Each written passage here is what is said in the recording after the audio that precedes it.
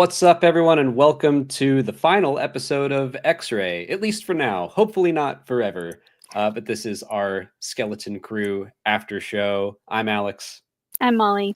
Sorry, I threw that to you. We haven't been introducing ourselves the whole time, and I was like, I'm gonna, I'm gonna do that. I'm used to it now because that's how we've been doing our weekly show.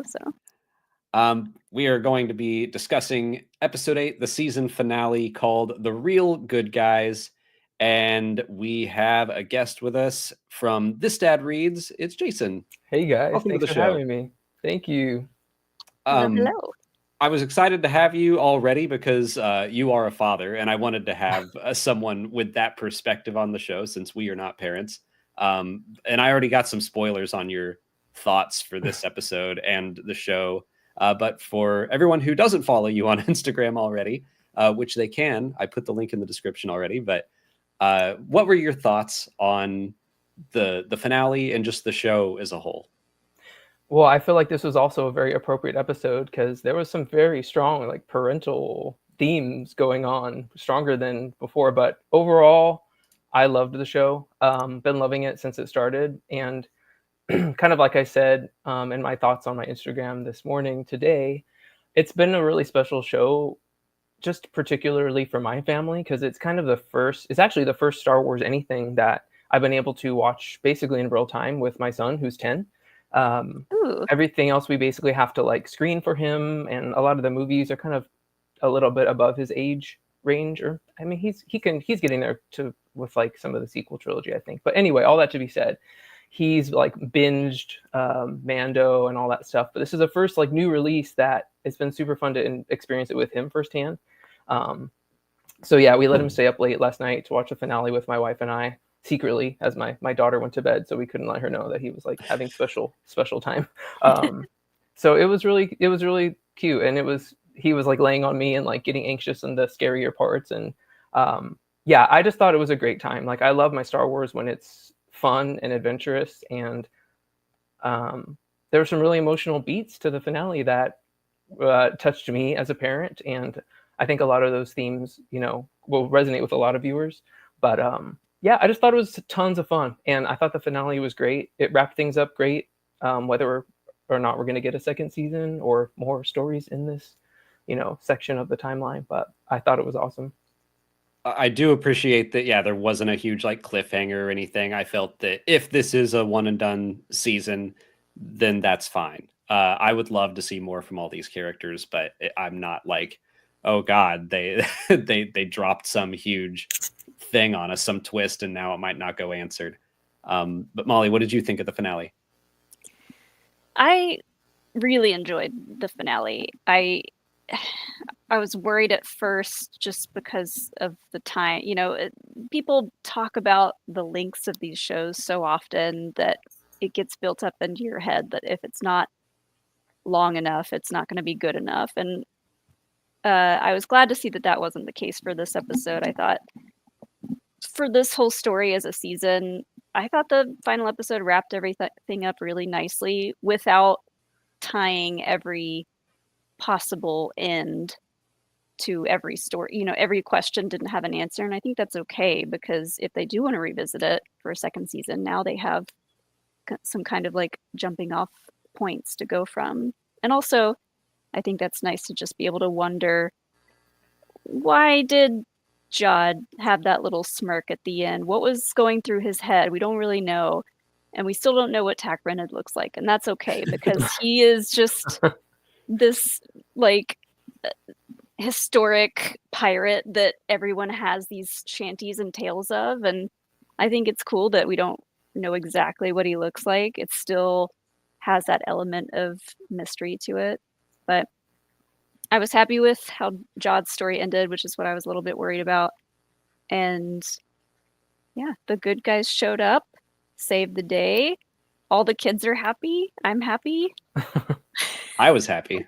Yeah, it was such a cute show overall. Like everything story-wise was so well executed throughout this entire season that I was like, they would have to really go off the rails to mess up the final episode, but I thought they wrapped it up really nicely. And Yeah, no notes.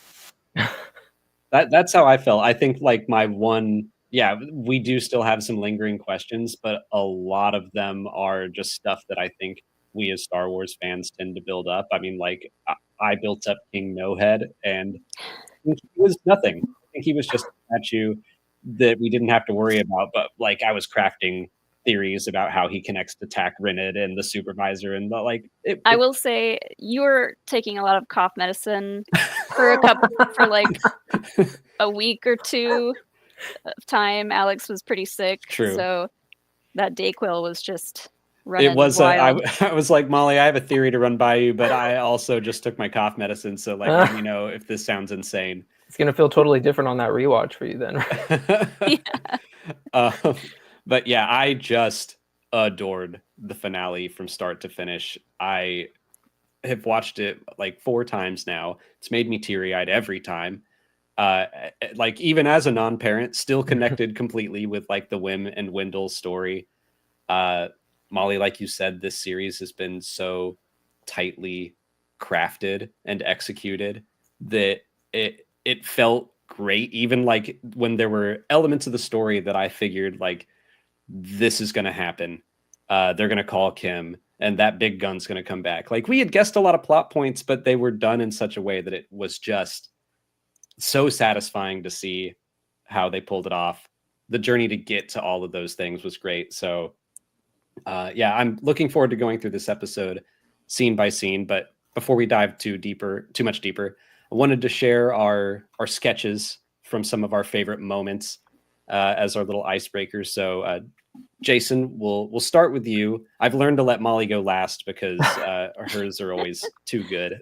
I kind of rushed mine, but yeah, we'll see. I actually took my time with it. Like I sketched mine first and then I kind of outlined it. So, and this was from a scene that it was quick, but it was very effective. And if you were like me, you probably like audibly said something or cheered when it happened. But I have. That's cool. great. Okay, I should have gone first. So I loved, KB's little smirk, like she made it happen with SM33, and we got to get Snowball in there. I love Snowball. Yeah, I loved this moment, and big KB fans in my house. So, yeah, that's excellent. Put that on the fridge. Thank you. Good. I've heard from several other like people who do like podcasts and stuff who have kids that KB is like a big fan favorite with the kids, and that just makes me so happy. Same. Yeah, I don't know, maybe it's just like the tech nature of it, or she's just cool and has like has droid parts on her. I don't know. It was my son thought she was so cool. I mean, I think a lot of people like KB. Like as an adult, I was like, I loved her. Yeah. But yeah, so that scene really stuck with me, so I had to represent it. When we were watching it back today, someone had pointed out that like Snowball at one point is like sitting on top of her head, and I didn't realize that, and that was so adorable. Like Snowball had kind of these little moments that I had never, and now I'm like, I want to go back and just keep an eye on Snowball and see what else he does. Yeah. Because when she brought up the call to Kim, you could see Snowball like in the corner, like trying to touch it. It's so cute.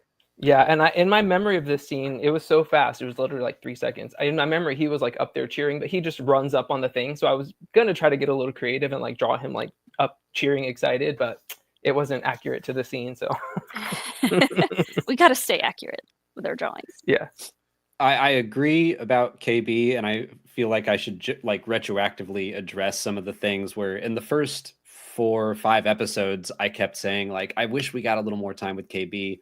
I wanted to just understand her character a little more. And now that we have the whole picture, especially after episode 6, I was like, okay, I just didn't understand what was happening. And once we hit episode 6, she shot up into, I can't pick a favorite from the 4. I love all of them. Same. But yeah, just her story of not really talking about some of her issues because she's afraid to share them and afraid to lose friends. So that's why we didn't know as much in the first 4 episodes. But also every single like huge emotional moment surrounding her has made me misty-eyed, whether it's Wim saying like, you can just be friends with us, or KB and So Fern sweet. apologizing to each other, like, yeah, she instantly was like, okay, I throw all my other criticisms out the window. Yeah, it's so fun to think back, and again, I can't wait to watch this all the way through again, because we'll get to see these kids back when they're like, stinky boys, stupid girls, like just fighting and trying to take advantage of each other, but being really silly and cute about it, and then seeing them all become close friends is really sweet. And I realized that I was looking at KB thinking that her tension was going to stem from her parents the same way that Wim's and Fern's did, but really her tension was with Fern. And there are moments even from like episode 1 where you can kind of see that tension. There are little looks that I was like, oh, okay, I just had my mind dead set on parental issues when it was like friendship, and I like that they had a different thing for her to solve. Yeah, and my household is also, this is not Star Wars related, and sorry, I know we're going to show other sketches, but That's right. I just put this together. Like, my house has been so big into Wicked lately, and I've got like alpha above vibes from KB. Like, she feels othered, right, and like doesn't feel like she has friends. And then towards the end, she has her people, or I mean, she has her people, and she has the whole time. But maybe that's part of it. It's just that kind of feeling like you don't fit in, but then having your people, and it's a really strong, like, emotional thing that draws a lot of people in. And we still need to see Wicked. Yeah. We got to catch up on some movies now that Yeah. Skeleton Crew is done. Speaking of like parental issues, I chose to draw Wendell making the jump on his hover bike. Just having the best time. I love it. Wendell was so frustrating, like in those early moments of this episode where he just kind of went straight back to okay, well, time to worry about assessment and this and that. And I here's a home cooked meal from a space microwave. Cracked me up. But seeing him go on this little adventure with his son and with the other kids, and like finding that childlike joy again, doing things he didn't think he could do because he's an adult, and like that cheer he lets out after they do the jump. Immediately I was like hooked, and from that point forward he was on board with all of it. Yeah, so I loved that moment. Yeah, I was a little worried when they were sitting there eating their microwave dinners, because he seemed to kind of just like settle back into his old self. Wendell did, and I was like, no, we gotta do something to like change his attitude. So I'm glad that it didn't take too long for him to have a little bit of fun and realize we got that fun moment of like Wim getting to see his dad do what he does best and like kind of be a hero in his own right. So that was really sweet too. By being a level 7 systems coordinator. Right, yeah. That line was perfectly delivered. Yeah, right. Was I the only one who thought, like, for a split second that he might not make that jump, though? I was like, uh-oh, is Wendell going to be out of the finale? He was like, I'm heavier than you. And I was like, oh, no. I mean, I was surprised that those bikes could handle that at all. But he was riding Bonj Falfa's bike, which seemed like it had some extra stuff on it. He's a little bigger kid, so maybe his bike has some enhancements. He was going to race Fern, so yeah, he probably put like some Nas in it. There you go. Yeah, exactly. So I did love that he took Bonj's bike. I wouldn't have minded seeing like a struggle, seeing him throw the kid off the bike, just because he's like he was only in one other scene, but he's clearly the bully archetype. So let an adult throw him down in the dirt, take his bike and run off. I would have thought that was fun. It was so funny yesterday because I saw someone tweet an image before the episode came out of like them all on the bikes, including Wendell. And I was like telling Alex about it when we were walking Hilo, and Alex made a joke that maybe he steals that kid's bike. And so when it happened, we were just like, oh my God. It's like the dumbest thing to be right about. That is so funny because you're off your meds. That's why. See, yeah. My brain's working. You have clarity. Yeah, exactly. So Molly, what did you draw for your favorite scene? I had a lot of favorite scenes from this episode, so it was hard to pick one, but I chose to draw when the barrier starts to go away and everyone gets to see like the stars and the real sky and what it looks like. That was just like a really poignant, symbolic moment of like freedom for the planet. So I drew Neil's dad and mom, but then it started to get kind of weird, so I just like drew very I like that you can draw the elephant species better than humans in this case. yeah, the shape of their head is a very specific shape. So, but yeah, human heads, I don't know what's going on here. I don't know, but yeah, that was just a sweet moment, and like them getting to see the X-wings come in and kind of save the day. And the stars, so nice. That was Yeah, such a good moment. even though Neil had already seen them, he kind of just looks up and he's like, "Whoa!" Getting to see them from the surface in my safe space is a nice feeling after a fresh bubble bath.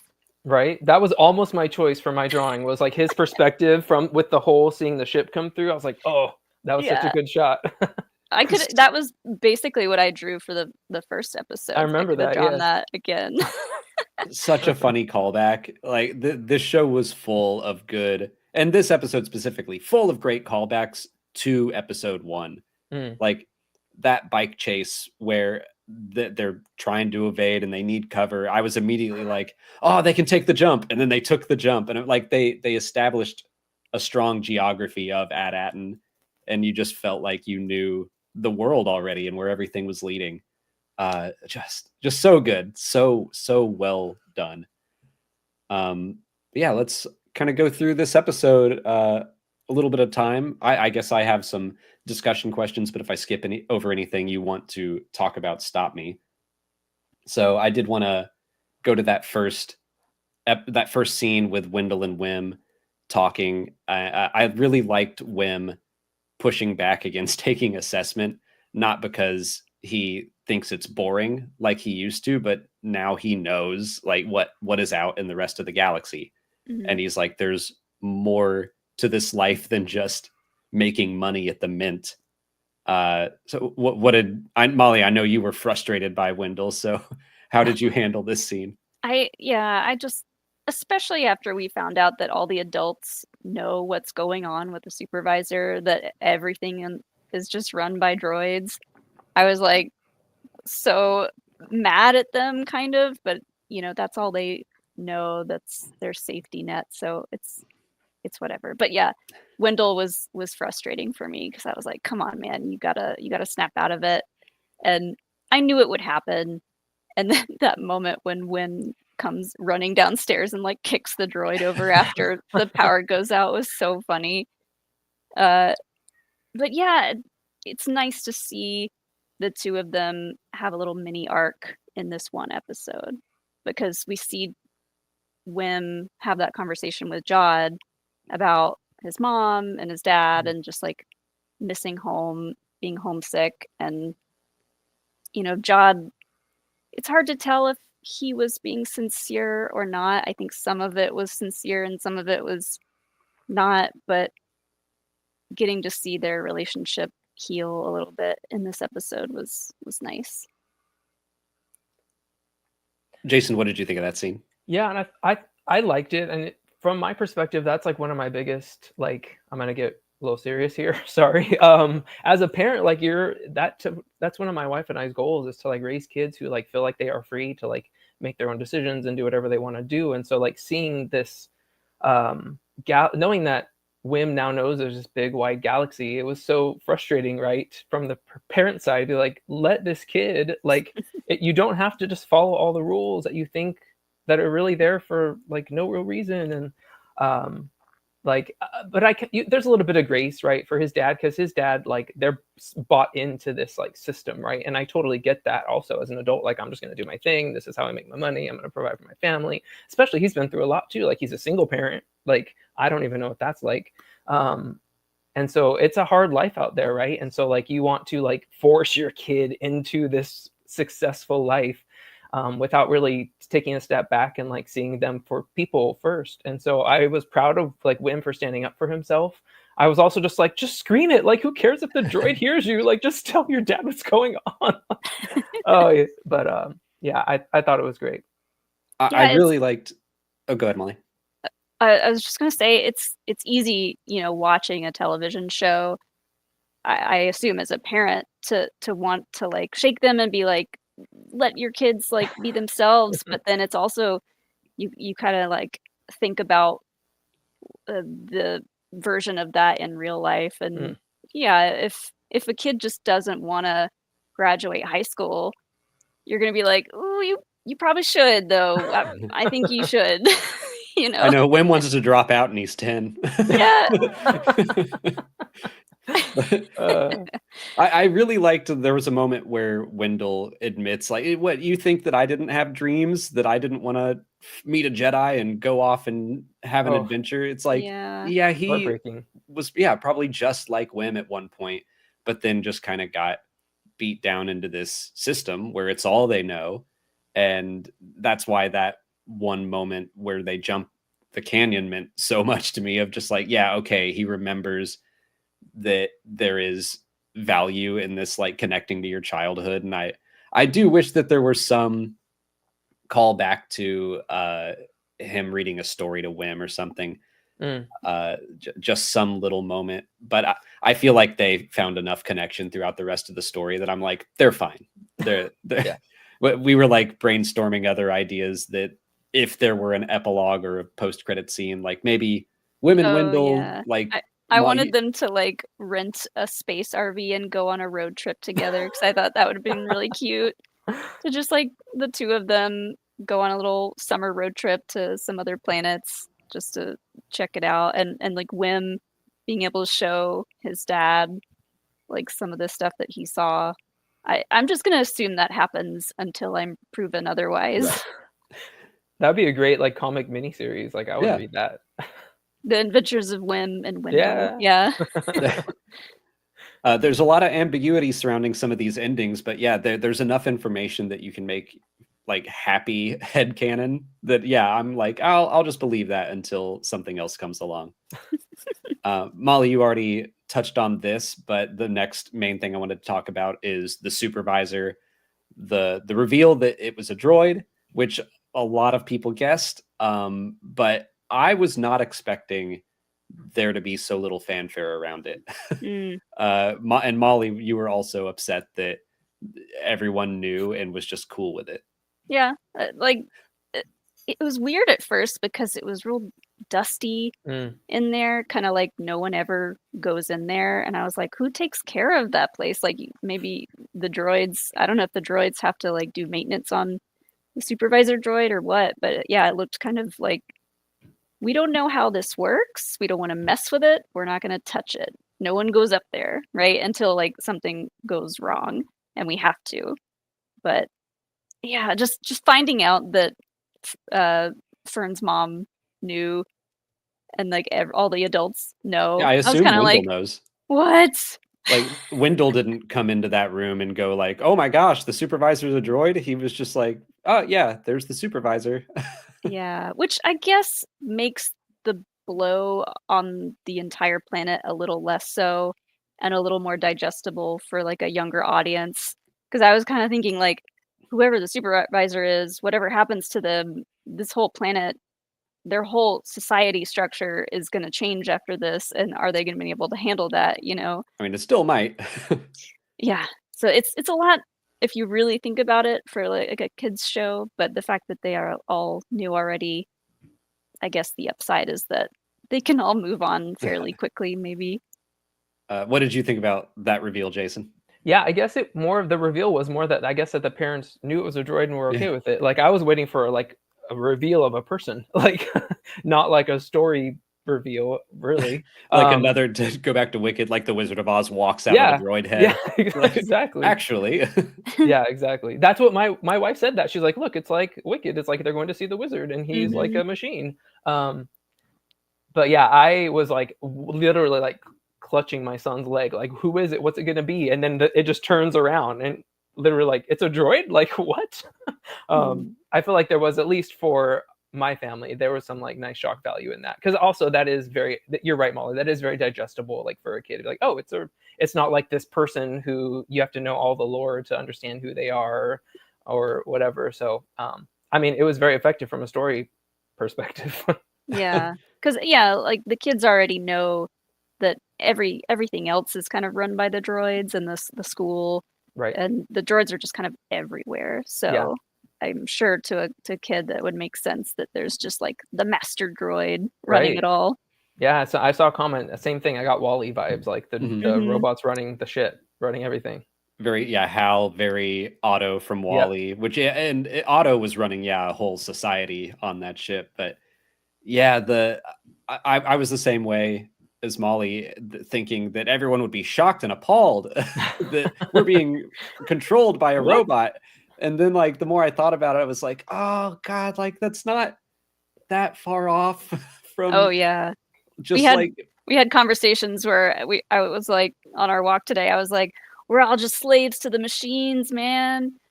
Like this is all true, man. And like it makes you think. that's like these people on Adatin wake up and literally make money for the machine. Like, and it doesn't go to them. It doesn't go anywhere seemingly. They're just making money and it's getting hoarded. For what purpose? I guess so the supervisor droid can just have it to one day give it away if that ever happens. But like, I don't. I was like, this really just does feel like middle class America going to work, feeding some faceless thing, plugging away, yeah, making dinner. And then I was like, well, Molly and I are self-employed, and then I was like, but we're over here making ad revenue for Google so they can crap out their AI search results. Like this is it, it's all the same. We are anyone making a living on something like YouTube, you're a slave to the algorithm. You got to like see what works and what doesn't, and it's yeah.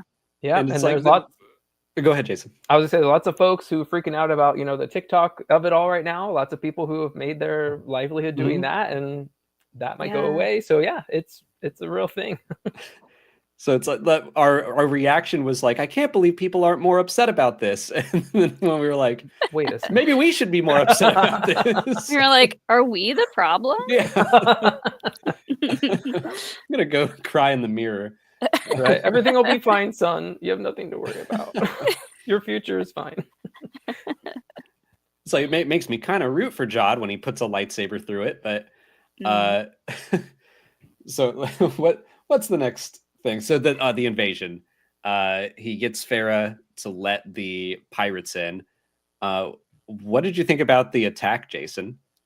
Well, first of all, like I was in awe of some of the just shots and the cinematography for this whole like sequence, like the shots of like the ship coming in. They were beautiful. Like, yeah, I would have paused them and like printed them as posters. Like, so cool, and it's like so just effective and like fun, right? And I felt like it was the perfect moment, even in just like the arc of this story, to like hit some really like fun Star Wars-y action.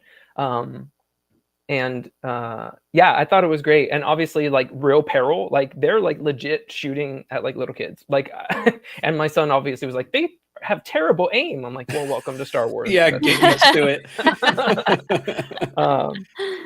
I love that he noticed that and commented on it. Yeah, exactly.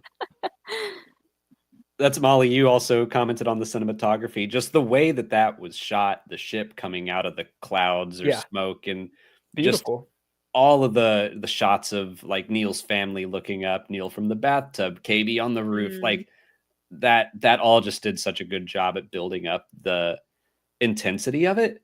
But I still was not expecting them to just start shooting. And I don't know why. Like the very first scene of this series was a brutal pirate attack. It's like, we know the pirates can be awful and violent, but like the series has been so lighthearted and fun that when it does explode into violence, I'm still sometimes like, oh my God, they mean business. Yeah, we had, except for that first episode, we hadn't really seen the pirates do that much damage. And then we see Jod come in and kill Brutus like pretty savagely. So that was, I was like in such awe of like the beauty of it, of the ship coming through the clouds. It was like beautiful and harrowing at the same time.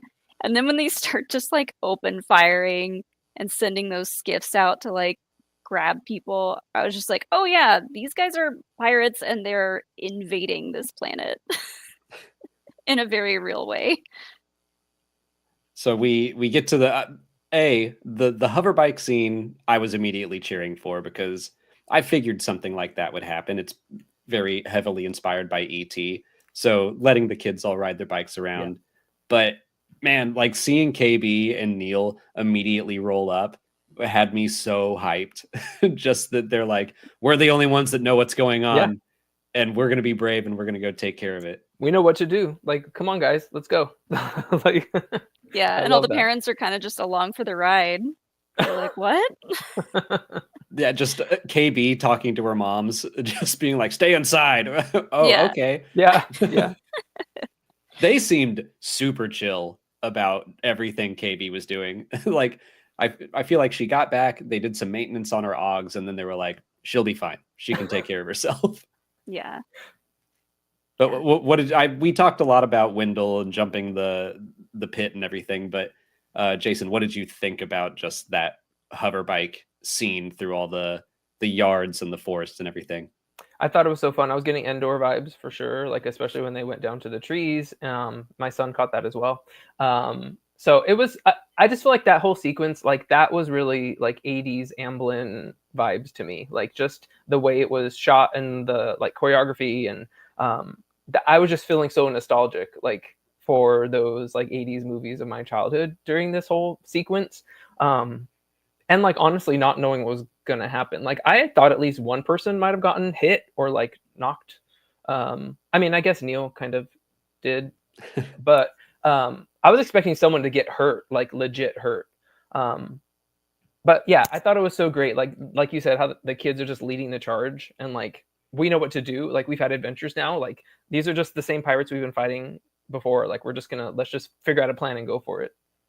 Yeah. Wendell like trying to keep up and getting on the ship and being like, you all know how to fly this? Yeah. Like, I love all those moments. Well, and we didn't really talk about it. I think it happened earlier, but the same thing where Fern, that scene with her and her mom, where she's like, there's good people out there. Like the kids are like teaching the parents, which is like legit happens all the time. Like, and it's usually those moments that shock you and hit you like, oh my gosh, like, how did I not know this? Like this kid is giving me these like insights into being a person and to being kind and to how to like take a risk and how to like not be afraid.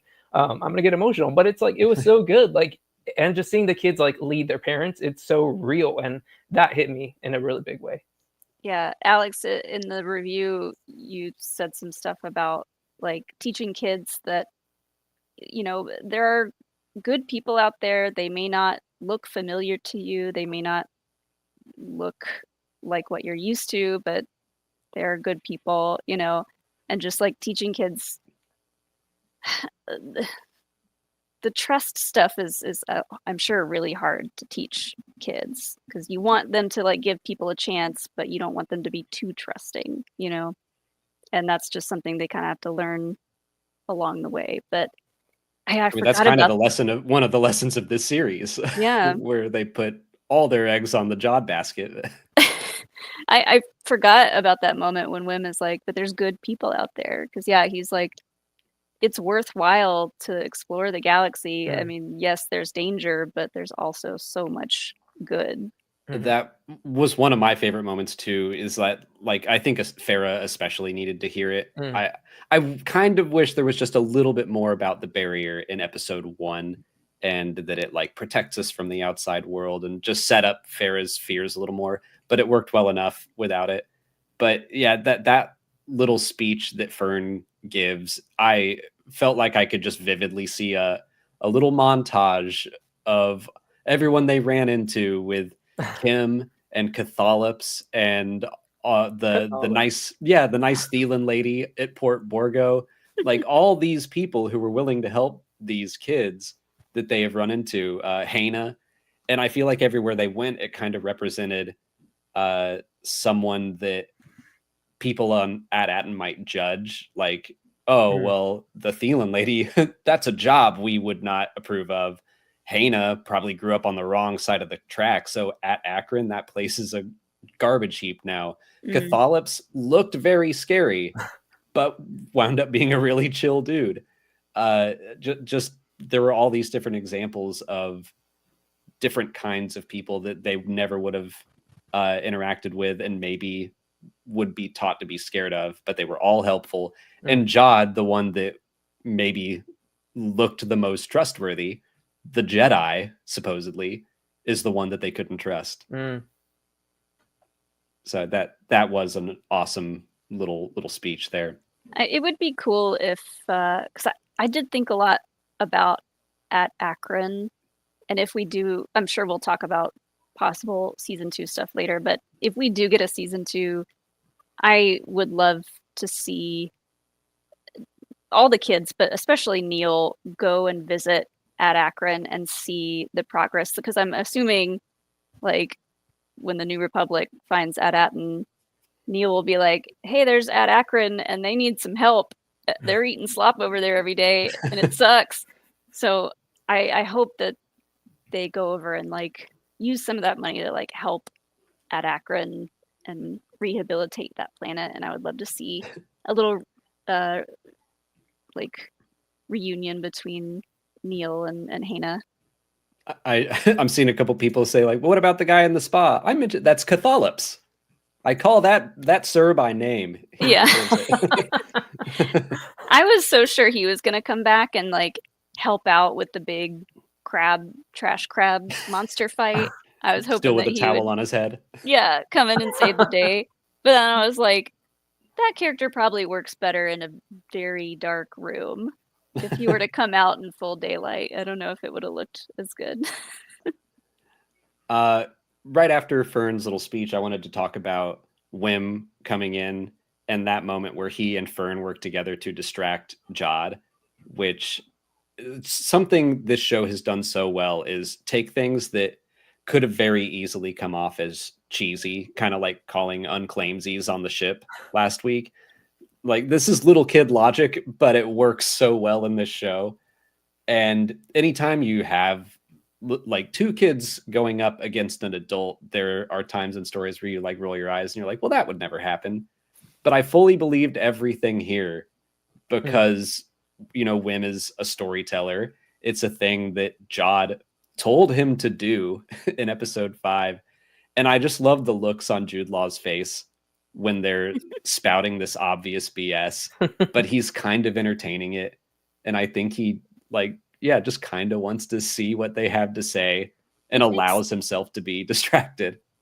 Excuse me. It makes a lot of sense that he would entertain it because, yeah, we've seen him do that all season long, just like make up these stories and pretend to be these different characters, these different people. That's like his thing. So I like to think that a part of him was kind of like, okay, let him cook. You know, right? Like, I want to see where this goes. Yeah, he was entertained. Like, yeah, he was having a good time. So I love that Wim was able to kind of weaponize that thing that Jod encouraged within him. Mm-hmm. So they get the power back on, and we get KB fixing SN-33, goes to contact Kim. How did your son handle KB in peril?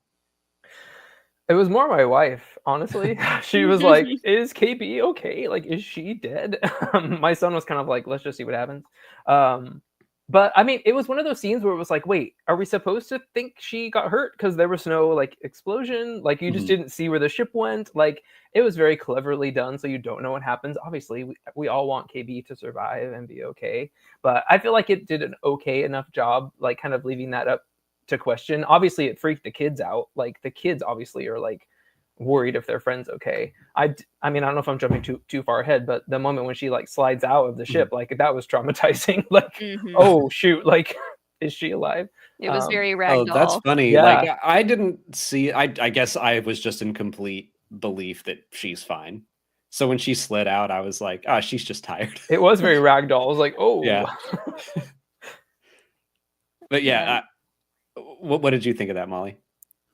Of just KB in peril? Yeah. I was like, she can handle herself. She seemed very confident. She was like, I can fix this. And like, we had been talking throughout this entire show, like, KB can fix SM-33. Like at all the different moments, we were like, is KB ever gonna try to work on 33? And I'm glad that we finally get to see her helping him a little bit and like fixing the ship, and just like we know she's really good with technology. So I'm glad that she got to fix the ship, help SM-33, and like get the ship back down there. And again, Yeah, it's just such a nice thing to like have her do that off screen while Wendell is getting the power back on, and she wasn't just sitting there. She's like, "I'm gonna put SM-33 back together." Yeah, like all these kids had jobs to do, kind of Mm. like being the skeleton crew on the ship, right? They all had their things that they were good at, and now back home on Anatin, we have all the kids doing their like respective things that they're good Yeah. at, and that was really cool to see. And I like that 33 was like, that was one of my better landings. He also seems completely unfazed to like have someone else holding his head or hold his own head. He's just like, yeah, this has happened before. Do we think maybe this was just something I didn't catch, but I saw someone mention something. Do we think KB or KB connected him to her to like power him up? Do we think that happened, or was she just kind of like fixed him some other way? The way I saw it was that he still had some wires going from his head to his body. Yeah. So That's what I kind of assumed too, but then I saw someone say something. I was like, wait a second. She could have, because we see her do that to open the ship door yeah, in So, the yeah. second episode. maybe. Yeah, I Maybe. didn't look close enough to see if she was like physically connected to him. Give him a little jump start, but Yeah, I just exactly. just needed to be like reconnected to the body, and like his head isn't mounted, but that's fine. Oh yeah, there was a moment where you could see like his neck kind of like moving around, and I was like, that's kind of gross. I don't know why it's gross, but it is. I was interested in Jod's reaction to all of that, because I genuinely kind of think he was upset. I do think that he has bonded to these kids, even if he wouldn't want to admit it. But he seemed like he was telling the truth when he was like, I didn't want it to be this way. I didn't want anyone to get hurt. He just wanted to come in and invade their home, which obviously is not cool. But I do think that he is not like some fully evil person. So Jason, what are your thoughts on where Jod is on the morality chart? I mean, I don't think he would have done anything differently, like to get what he wanted. Like I really appreciated having like a villain, right? Like he wasn't really fully redeemed, but like I feel like his own desires just overpowered anything else. Like I think you're right. Like I think at a certain point he does care about the kids, maybe to an extent, but he cares about money and himself more. Yeah. And so I like that he kind of leaned towards non-redemption, and we kind of left him as he is. And I mean, if he didn't want them to get hurt, then I'm assuming he gave his crew the order to like shoot everyone. Like his crew were shooting at the kids, so I mean there was still that all going down. But I think most of all, I just appreciated there being like an actual villain who didn't like see the light at the end, Yeah, even though he's holding a lightsaber. Yeah, they left it very kind of ambiguous as to what's going through his mind. And like Jude Law's acting is so perfect. Like he's so good at these like little tiny minuscule acting choices with just like facial expressions or looks or whatever it is, and he adds a lot of depth to just very like any other person might make the moment kind of just like a more quiet, poignant, I don't know, like he was just such a great actor in this tiny show. little smile. Like, I don't know that I could smile. Barely even a smile. Yeah. That small, like just enough to register it, but not a full-on smile. Micro expression. That's the word Yeah, I was trying exactly. to. Yeah.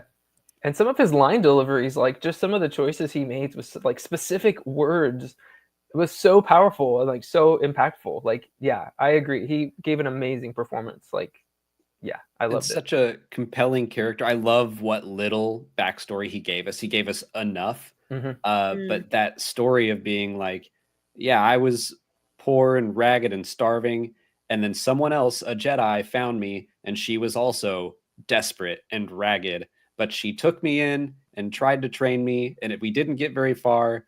But the fact that we can go back to episode 2 and like he appears to the kids as a desperate and ragged Jedi, like he had that chance to do the same thing to help these kids, and he chose not to. And I just find that parallel so fascinating. And Jod is such a good scoundrel character where he's so charming that I'm like, he's not all bad. Like there's hope for him still. And yeah, how many scoundrels with a heart of gold have we seen? You know, we needed something a little more on the scoundrel side, less heart of gold, which I mean, there's still room, you know, down the line if we get more of this show to like show him actually redeeming himself and doing good stuff. But I am also really glad the way that they handled him and just kind of kept it up in the air as kind of a question of like, what's he gonna do next? Does that look mean he is like giving up this life and realizing that what he's doing is wrong? Or is he seeing the pirate ship go down and being like, well, that's less on my plate that I have to deal with. Time to find a way off this planet. Jason, what did you think that his little smile meant? I interpreted it as kind of like he got like out pirated by the kids and like he's kind of a little bit proud. Like I think he's kind of like respect, you know. Yeah. I mean, I think the best pirate won in that regard, and so I think he's kind of like, well, that's what it was. And I think it's not like a defeat. It's more kind of like, well, I'll get him next time, or who knows, you know, whatever his next step's going to be. I think I took it as like a kind of a nod of like, okay, they got me. Yeah.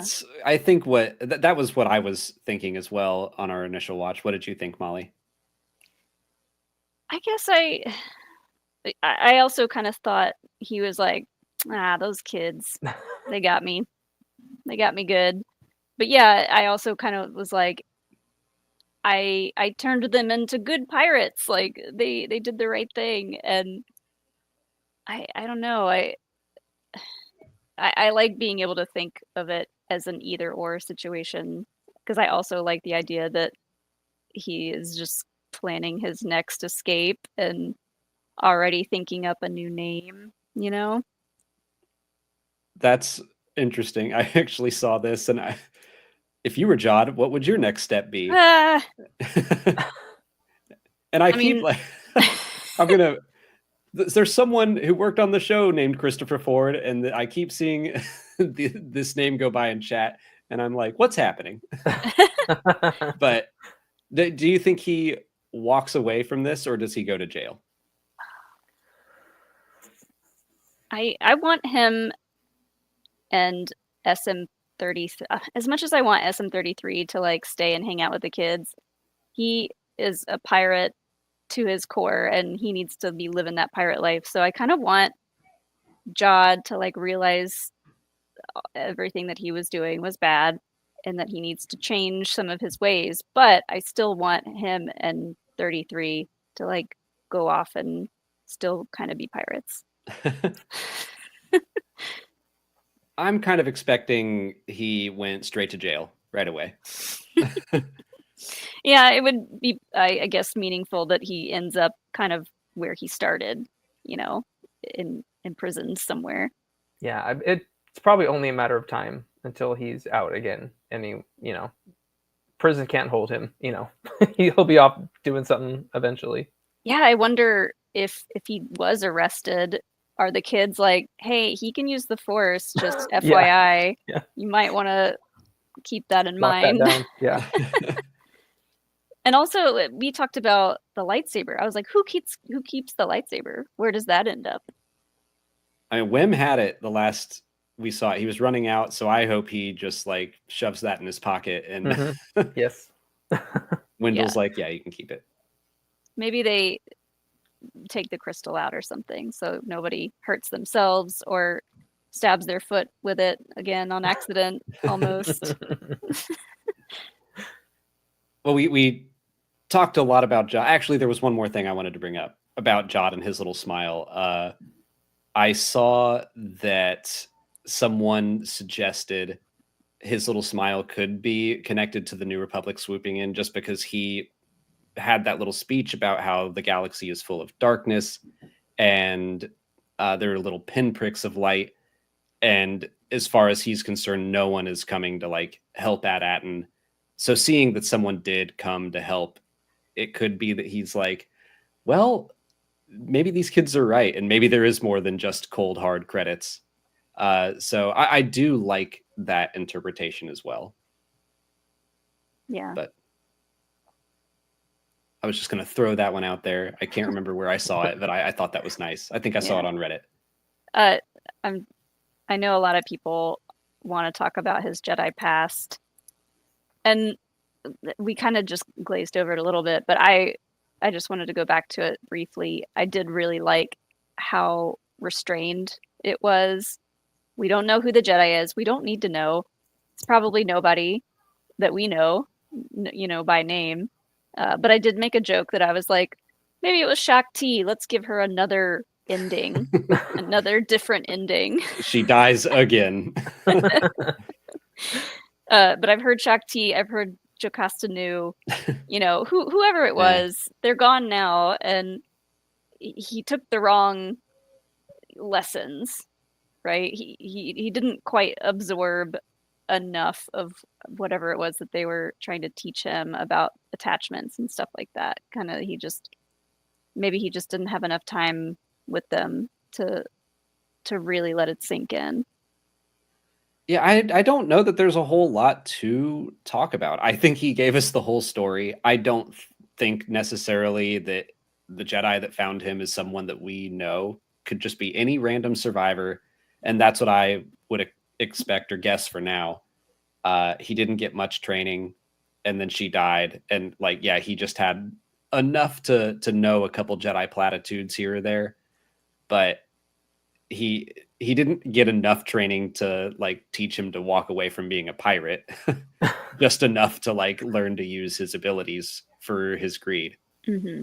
Yeah, and like Molly said, I didn't need that. I don't feel like I didn't have that desire to go theorize who could it be and what are those connections. I feel like it was more of it served the purpose of his story for this show. Mm-hmm. And I'm good enough with that. I'm happy with that. Same. I had plenty of headcanon about who or what he was. I think I was maybe he was a Order 66 survivor, a youngling at the time who got away, but I think this works great. Just giving us just enough. Yeah. We got just two little hints to connect this, right? We got him talking about the Jedi who found him, and then we got from the supervisor the message that got sent out that all the Jedi were traitors. And that is all we needed really was those little two connections. And I thought, Alex, you keep using the word restraint. I love the restraint that they used in this show to not connect it too much. We don't need another Order 66 flashback. We got that in Obi-Wan. And we've seen it a lot of other places. So I'm really happy with how they handled it. Saw Lindsey Brown ask, how did he escape the Inquisition? He does say that the Jedi was killed in front of him and they made him watch. And I'm wondering if maybe they just didn't know he was Force sensitive. They probably didn't think he was an escaped Padawan. The Jedi could have protected him. He wouldn't have been on any list. He would have just been found in the wild. So as long as they didn't see him using the Force, and if the Jedi was he's just some kid I've been taking care of.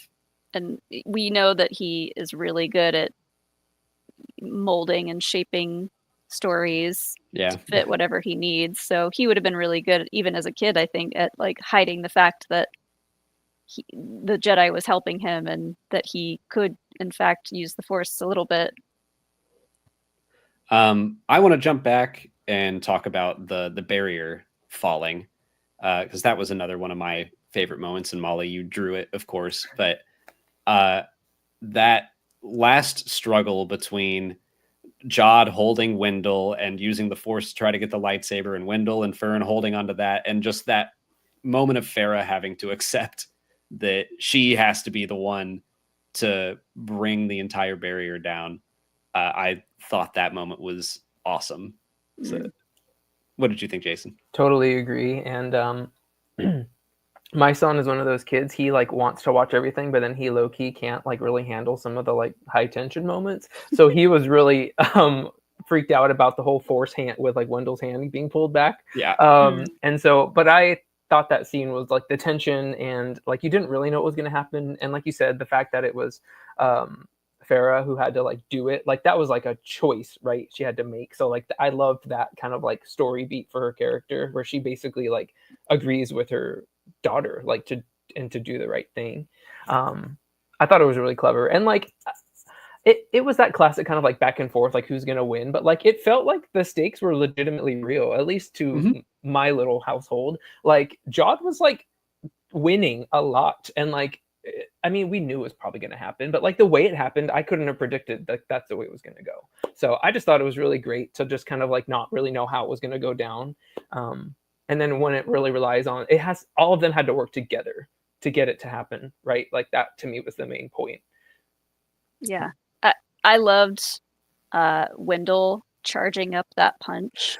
Yes. He was like mentally preparing himself. He's like, I've never punched anybody before, but I'm pretty sure I could do it. I can do it. He's off his guard, he's not paying attention.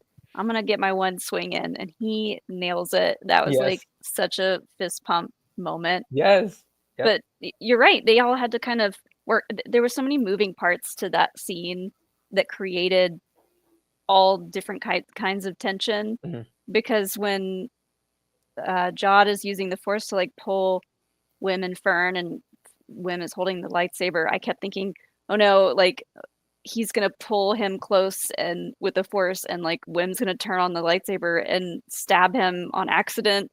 And I was like worried that was gonna happen, and I don't know, there's just a lot going on in that scene. And then Fern's mom coming in and finally realizing she's got to get rid of her safety blanket, like was great. The barrier coming down was so awesome. And Molly, like what you drew, just the fact that it was this protective shield from the dangers of the galaxy, but it also was hiding all of the stars and all the beauty of the rest of the galaxy from this planet. And like giving that little moment to Neil to just be like, wow, the first time he saw the stars and all the adults staring up at it, I was like, that's such a cool illustration of a lesson that Star Wars has done before. The Bad Batch and the Clone Wars are so very much about how like you cannot always protect the ones that you love, no matter what you do. So having that moment for Farah, and then all of the rest of the planet getting to see what was behind the curtain, seeing their moon for the first time, like, God, that was such a moving moment. Yeah. I mean, that's like Anakin's whole thing was like, he got too possessive, right? He was like, no, I can keep this from happening. I can protect Padme no matter what. And like the planet of Ad-Atten is like, nope, we're gonna stay in our little literal bubble, right? And like pretend like nothing is wrong and nothing else is we're not missing out on anything. And it's just kind of cutting yourself off. So. Yeah, Ad-Atten is basically like helicopter parent as a planet. Yeah. Like trying to like hover and force your kid to be a certain way and to control your environment to control the outcome. But I really love that. I'm a huge advocate for like art and like expression, and my daughter wants to be a baker and she wants to be an artist. I'm like, go do that. Like, I love that. So I feel like this show is really encouraging people to kind of be like, you have to trust your kids. You have to let them go. You have to let them experience the world, like the bad and the good, and for them to figure out their way and figure out what makes them tick, and how other people can impact them, and how other people who aren't with them all the time can help them discover who they are. And that's a freaking scary thing to do, right? That's a really scary thing to do. But that was the deep moments that like I took away from the finale. At least that part with the barrier coming down was like, being able to take those own barriers down for my kids, for them to like discover the world, like that was a really cool thing. There's And- a lot of like moments of like rebirth in this show. Like the barrier coming down reminds me of all the armor coming off of the ship, and you realize how beautiful it is, and everyone else gets to see how beautiful it is. So there's a lot of that in this show. Yeah, and like I grew up in the suburbs, and they often get referred to as just like a bubble. And I wanted to check in because it's been a long time since this series started. It feels like, when I was like, I'm not crazy about the Star Wars suburbs, and now like didn't blink at it once. I'm fully on board. I love everything that they used this planet to say, and it took a little bit of getting used to for me, and now I'm there. I'm used to it. Yeah, Loved once it. you see the lessons that they're trying to teach with this story, it all makes sense, especially to a kid who grew up in the suburbs. You're like, yeah, I see it. Yep. Or a parent who's raising kids in the suburbs, like still today. Like, so that when the barrier comes down, we get the X-wings and a couple surprise B-wings. Wanted to bring them up. I've seen a lot of cheers for the B-wings and their composite beams, which was rad to see in live action for the first time. I totally forgot about the B-wings little like charge up thing, because we see that in Rebels. We haven't gotten it's in Rebels and in Squadrons, and I think that's about it. Like, we just don't get to see B-wings very often. So getting to see them on screen in like all of their charge up beam glory was great. I can't remember what I was saying when we were filming our reaction. I was talking about something in the previous scene, and you just interrupted me, and we were like, yeah, B-wings. And I was like, what? We've seen B-wings before. But not like this. very effective for a 10-year-old kid too, as well, might I say, who does love Rebels and who does love the action of it all. So he was like, yes, I love when they do that. The B-wings just don't get enough attention because it's true. And behind the scenes stuff for Return of the Jedi, you learned that they were too thin for the blue screen, so they just didn't get to be on screen enough. And then we just didn't really see them again until episode 9, and even then it wasn't like a lot of on-screen presence. So to give them just one awesome moment where they're doing the thing that they do, so much fun. Maybe Hera was in one of them. Oh, she loved that B-wing. Yeah, she did. Well, I mean, you bring it up, but I saw someone ask who was in that consular ship. I'll see if I can find it. Do we think there was anyone that we know showing up to AT-ATN? I know the second we saw that ship come in, Molly, you were like, well, who's in that? Yeah, I did have that. At the time, I wasn't like, oh boy, here we go. But I was kind of like, okay, it's got to be Carson Teva, right? He's like been in everything, and he's going to make a little cameo. But I'm glad that they didn't show anybody. I don't know who's in there. I mean, this is a big deal. If they know what AT-ATN is, I could see someone important going there. But yeah, it kind of depends on what else is going on. I don't think it was the Tantive V4. I've seen that question a lot. It looked like it had different colored markings on it.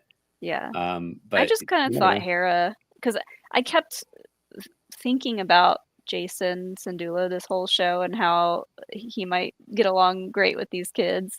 So I was like, I wonder if Hera will pop up with Jason. That'd be fun. Yeah. Yeah. I don't know. I guess I'm not thinking it was someone like concrete in there. Maybe we'll learn someday that it was Leia or Mon Mothma or something. But right now I assume it was a diplomat coming to help. It was the real emissary. Yeah, there you go. They're like, have some money. I have a job again. Yes. Where have you been? Like, what have you been doing? Like, my great grandpa had this job, and I inherited it. Well, I guess the last little bit to talk about is the final scene. We did talk about KB. I love all the kids hugging on a literal pile of gold and Money. ignoring that. Just like one last little. I've said this a couple times. I said it in my review, but I love that one of the lessons of this show literally is the real treasure is the friendship we made along the way. And I can say that it doesn't feel remotely cheesy. It didn't feel that way watching it. I was like, I want to be in the middle of that hug. Like, that looks great. It was definitely earned. Like, I don't feel like it was cheesy. Like, it was earned. I feel like most of the people who have been watching and enjoying this show felt the exact same way. I really loved the last look, and we'll talk about the ending in a second, but or maybe what happened afterwards. But for what did happen and how the show did end, I really loved it. I was expecting a little bit more, like maybe an epilogue, but I do like how it ended. And there was a joke of Fern being like, well, at least now you don't have to take assessment. And he's looking up at the ship smiling. And that just felt like it brought Wim full circle for me. Of he knew what he wanted to do in episode 1. Then he kind of went on this adventure and really truly learned what it means to want to go help people when they need it. And so he's looking up at those X-Wings, and I'm like, he took his assessment. Like, that's it. Yeah, he's going to be a pilot. He realized, because at the start he thinks the Jedi are the good guys, which, yeah, for the most part, but they're all gone, and he just wants to help people. So instead of pretending to be a Jedi, he can now pretend to be a pilot or a gunner like he was on the ship, and he can have an actual aspiration to help people by maybe joining the New Republic one day. Yeah, and actually having a pathway to do it, right? Like, I mean, I feel like that's the most thing. Like, he has an opportunity now. Like, he it's a realistic goal for him, and like he has an actual path to make it happen. He's been networking the whole series, so I mean, he's got a good network going, Catholics actually runs a very successful business. Let's get like a Top Gun story for season 2, where he's like training to be a pilot or something. I'm down with that. Throw Wedge in there. There you go. Yeah, I'm his actually mentor. thinking of we went ambling with all of this, but if we do a sequel and if there is a time jump, it could be like the kids graduating, which would be a very American Graffiti style story. Shift their references a little bit, but yeah, I do think that even if he doesn't become a pilot, the X-Wings and the New Republic showing up, it is just like opportunity. Yeah, that he doesn't have to be an analyst or a systems whatever his dad was. He's got options now. Yeah, there are more than 3 jobs available to him. Yeah, it's just all he ever wanted. He said it in the first episode. Don't you ever want to do anything exciting? And he gets to do stuff exciting now. Yes, we all do, Wim. Yes. The answer is yes. That doesn't go away.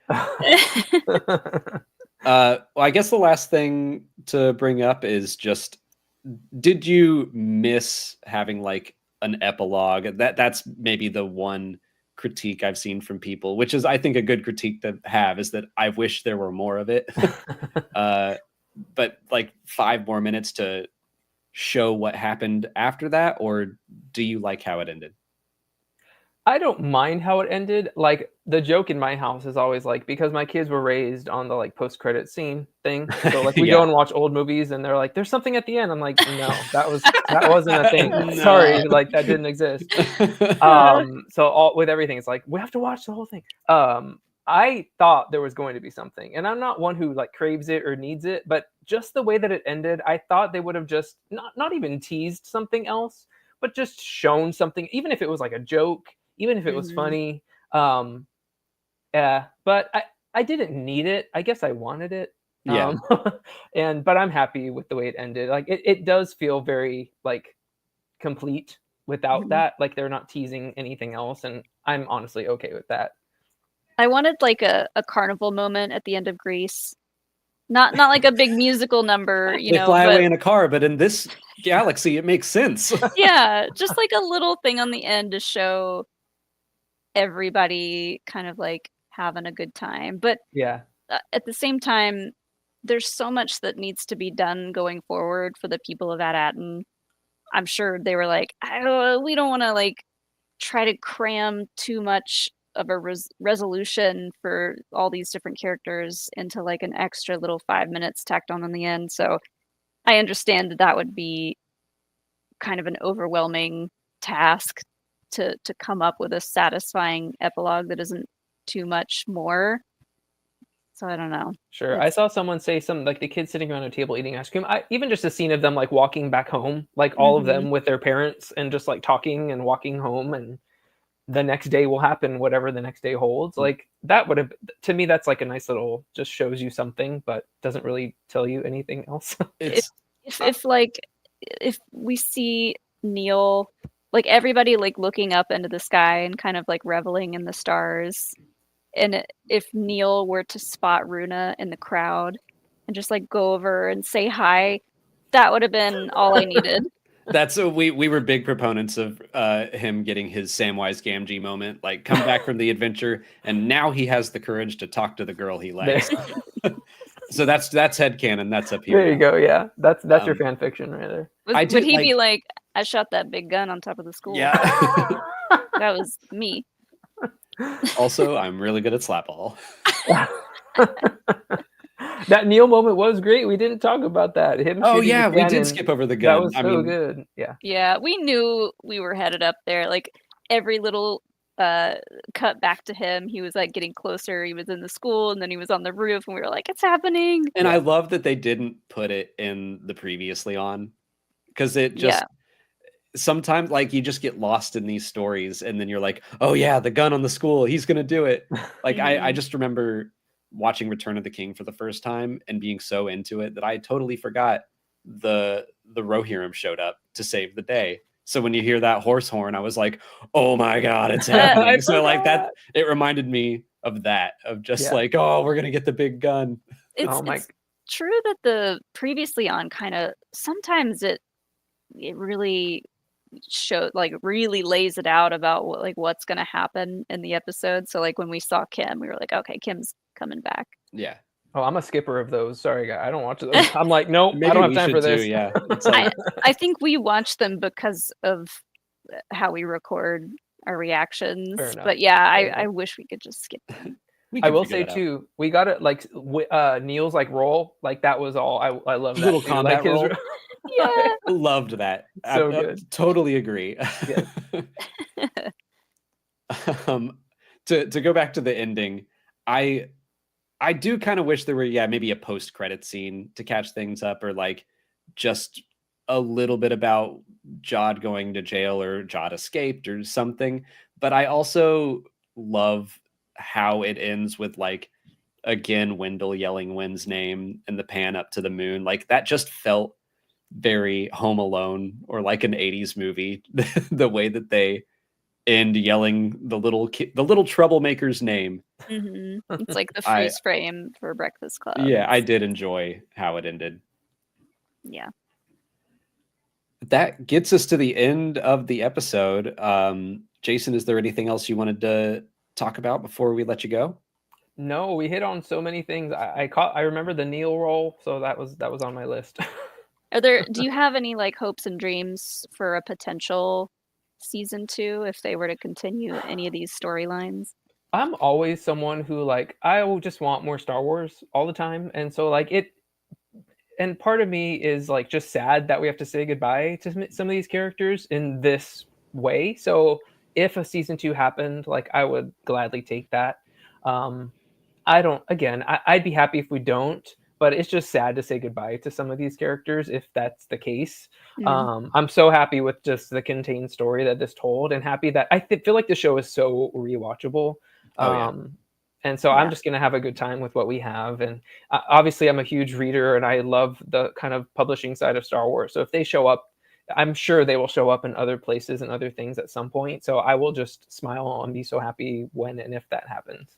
I've already started like my own plans in my head that will go nowhere because I have no control over anything. But like if a season 2 were announced, I'm like, okay, and then they can fill that gap in between seasons with like a middle grade series of books of just them at Yeah. middle school and high school. Or we've talked about like Attack rented comic would be really fun. This has a lot of publishing potential, I feel. And I've seen a couple people say that they hope that this gets a novelization, and I was like, yeah, this would be perfect to like cut up into chunks and do like little golden books for. That would Oh, be yeah. really cute. Each episode, yeah. 1000%. And I did, feel like, sorry, this show just lends itself to like illustration art. I love when Yeah. like Star Wars gets morphed into different, or like manga or something. Like I want to see these characters like handled in other ways because yeah. I just love that type of expression. So sorry, I interrupted you. Oh no, Yeah. you're fine. I was That- looking for something in the chat because it reminded me they could absolutely do a holiday special. yes. Yeah. Yes. With Yes. Neil and all of Neil's family and Yep. the twins and baby Tulu. Like, please give us a little like holiday special on Disney Plus. That would be That'd be amazing. brilliant. That'd be amazing. Okay, we'll get to a point where like Neil is old enough to babysit, so he's got his little Yes. siblings. His parents can now leave AT-AT, and so they go off for vacation. And we know that a pirate was left behind. We saw one trying to run and get on the skiff, so he's out there somewhere. He breaks into Neil's house. Baby Tulu and Jorko and Jobo and Neil have to defend their house from an invader. Even if With it's traps. Lego, like I wouldn't mind if it's done with Lego because those are always hilarious. I agree. He's trying to give his entire kids a bath, and then chaos just ensues. All his Yeah. siblings. Oh yeah, bath time on holiday special. Neil alone. That's great. There we go. Neil. Neil alone. The Skeleton Crew, I feel like, has a lot of potential to keep on going, and I very much hope it does. We're going to stick around and answer your questions in chat, but we're going to let Jason go and actually be with his family and hang out. So, but before you do, let everyone know all about This Dad Reads, where they can follow you, and anything you want. Thank you. I read a ton of books and I write book reviews. I have a monthly podcast where I talk about all the books I'm reading, games I'm playing. And yeah, I have a website, thisdadreads.com. Thank you for linking. It's on my link tree is in the description here. So I'm very active on Instagram. Just love talking to the bookish Star Wars community across a number of IPs, super connected to the Star Wars fandom. Yeah, you can just catch me any of those places. I'm on basically all the socials. TikTok for if it's still around or not. So just catch me out there. I love just having a chat and talking books and Star Wars. I didn't mention your bookcase looks awesome, by the way. Oh, thank you. Well, thanks so much, Jason, for joining us for the finale talk. Thank you guys for having me. It was super fun. Yeah, Have a great night. You bet. You too. Bye, guys. See ya. Bye. That bookcase makes me want to like do something different with ours. Yeah, I'd be up for a change. We're gonna have a little more time now, so we can. But let's dive into our questions, and our very first one is from our buddy Sean Soley, who says, "What's your opinion of Youngie Wim Bunky Dunko, and what other songs?" Wim? That was autocorrect, I assume. I believe it's Youngie Wim, the Hutties song. Huh? You know the trailer music? Oh, yeah. Okay. You don't know Hutties? Come on, Molly. No. What other songs would you want to see done with a Star Wars twist? We haven't revisited this since the trailer came out. I did really like it. I was weirdly concerned that they would put it in the show itself. Yeah. Which I don't know. I don't think it would have super bugged me if they had. I just didn't want Earth and Star Wars stuff to start colliding. But now that the show is over and I don't have those concerns anymore, love the song. It's super fun. I was genuinely humming it to myself earlier today. And it was Bunky Dunko, not Major Tom. Yeah. Do you have any other songs that you would want to hear in Star Wars though? I'll think about it. I was going to let you share your opinion on the song. I want to hear "I Like Big Huts and I Cannot Lie." Okay. You just had that locked and loaded. It's Yeah, very good. I just You- thought of that, and I was like, yeah, I want to see that in Star Wars. You're all over Sir the musical Mix-a-Lot. puns lately with the Anzadi yada yada joke. Yeah, let's get a Megan Thee Stallion and Zadi crossover song too while we're at it. Well, I'm not going to beat that. That was too solid of a joke. We'll see if we can think of some other ones for the Lego stream tomorrow night. Oh yeah, that's a good idea. I'm sure people are going to start throwing them in chat too. Put your Star Wars song ideas in the chat. Danimaniac sent in the first super chat. Thanks so much, Dan. Need that Wim and Jason X-Wing pilot shows. X-Wing pilot school show. Yeah, that would be a great idea. That would work, right? Because like, yeah. Top Gun is like, what's his name? Tom Cruise coming in and like teaching. He comes out of retirement or something. That's Top Gun 2, yeah. Oh, okay. Yeah, I haven't seen Top Gun 1 in a long time. Yeah, Top Gun is like a school for the best of the best. Okay. So yeah, this idea, which I love, would have to be pretty far down the line where Jason and Wim are both like great pilots already, and then they get to go to the next step. But yeah, I would love a show like that for Star Wars. That would be really fun. Come on, Rogue Squadron, live. You can do it. Danny Maniac also said, so with all those credits hitting the market at once, inflation is about to be crazy in the New Republic, right?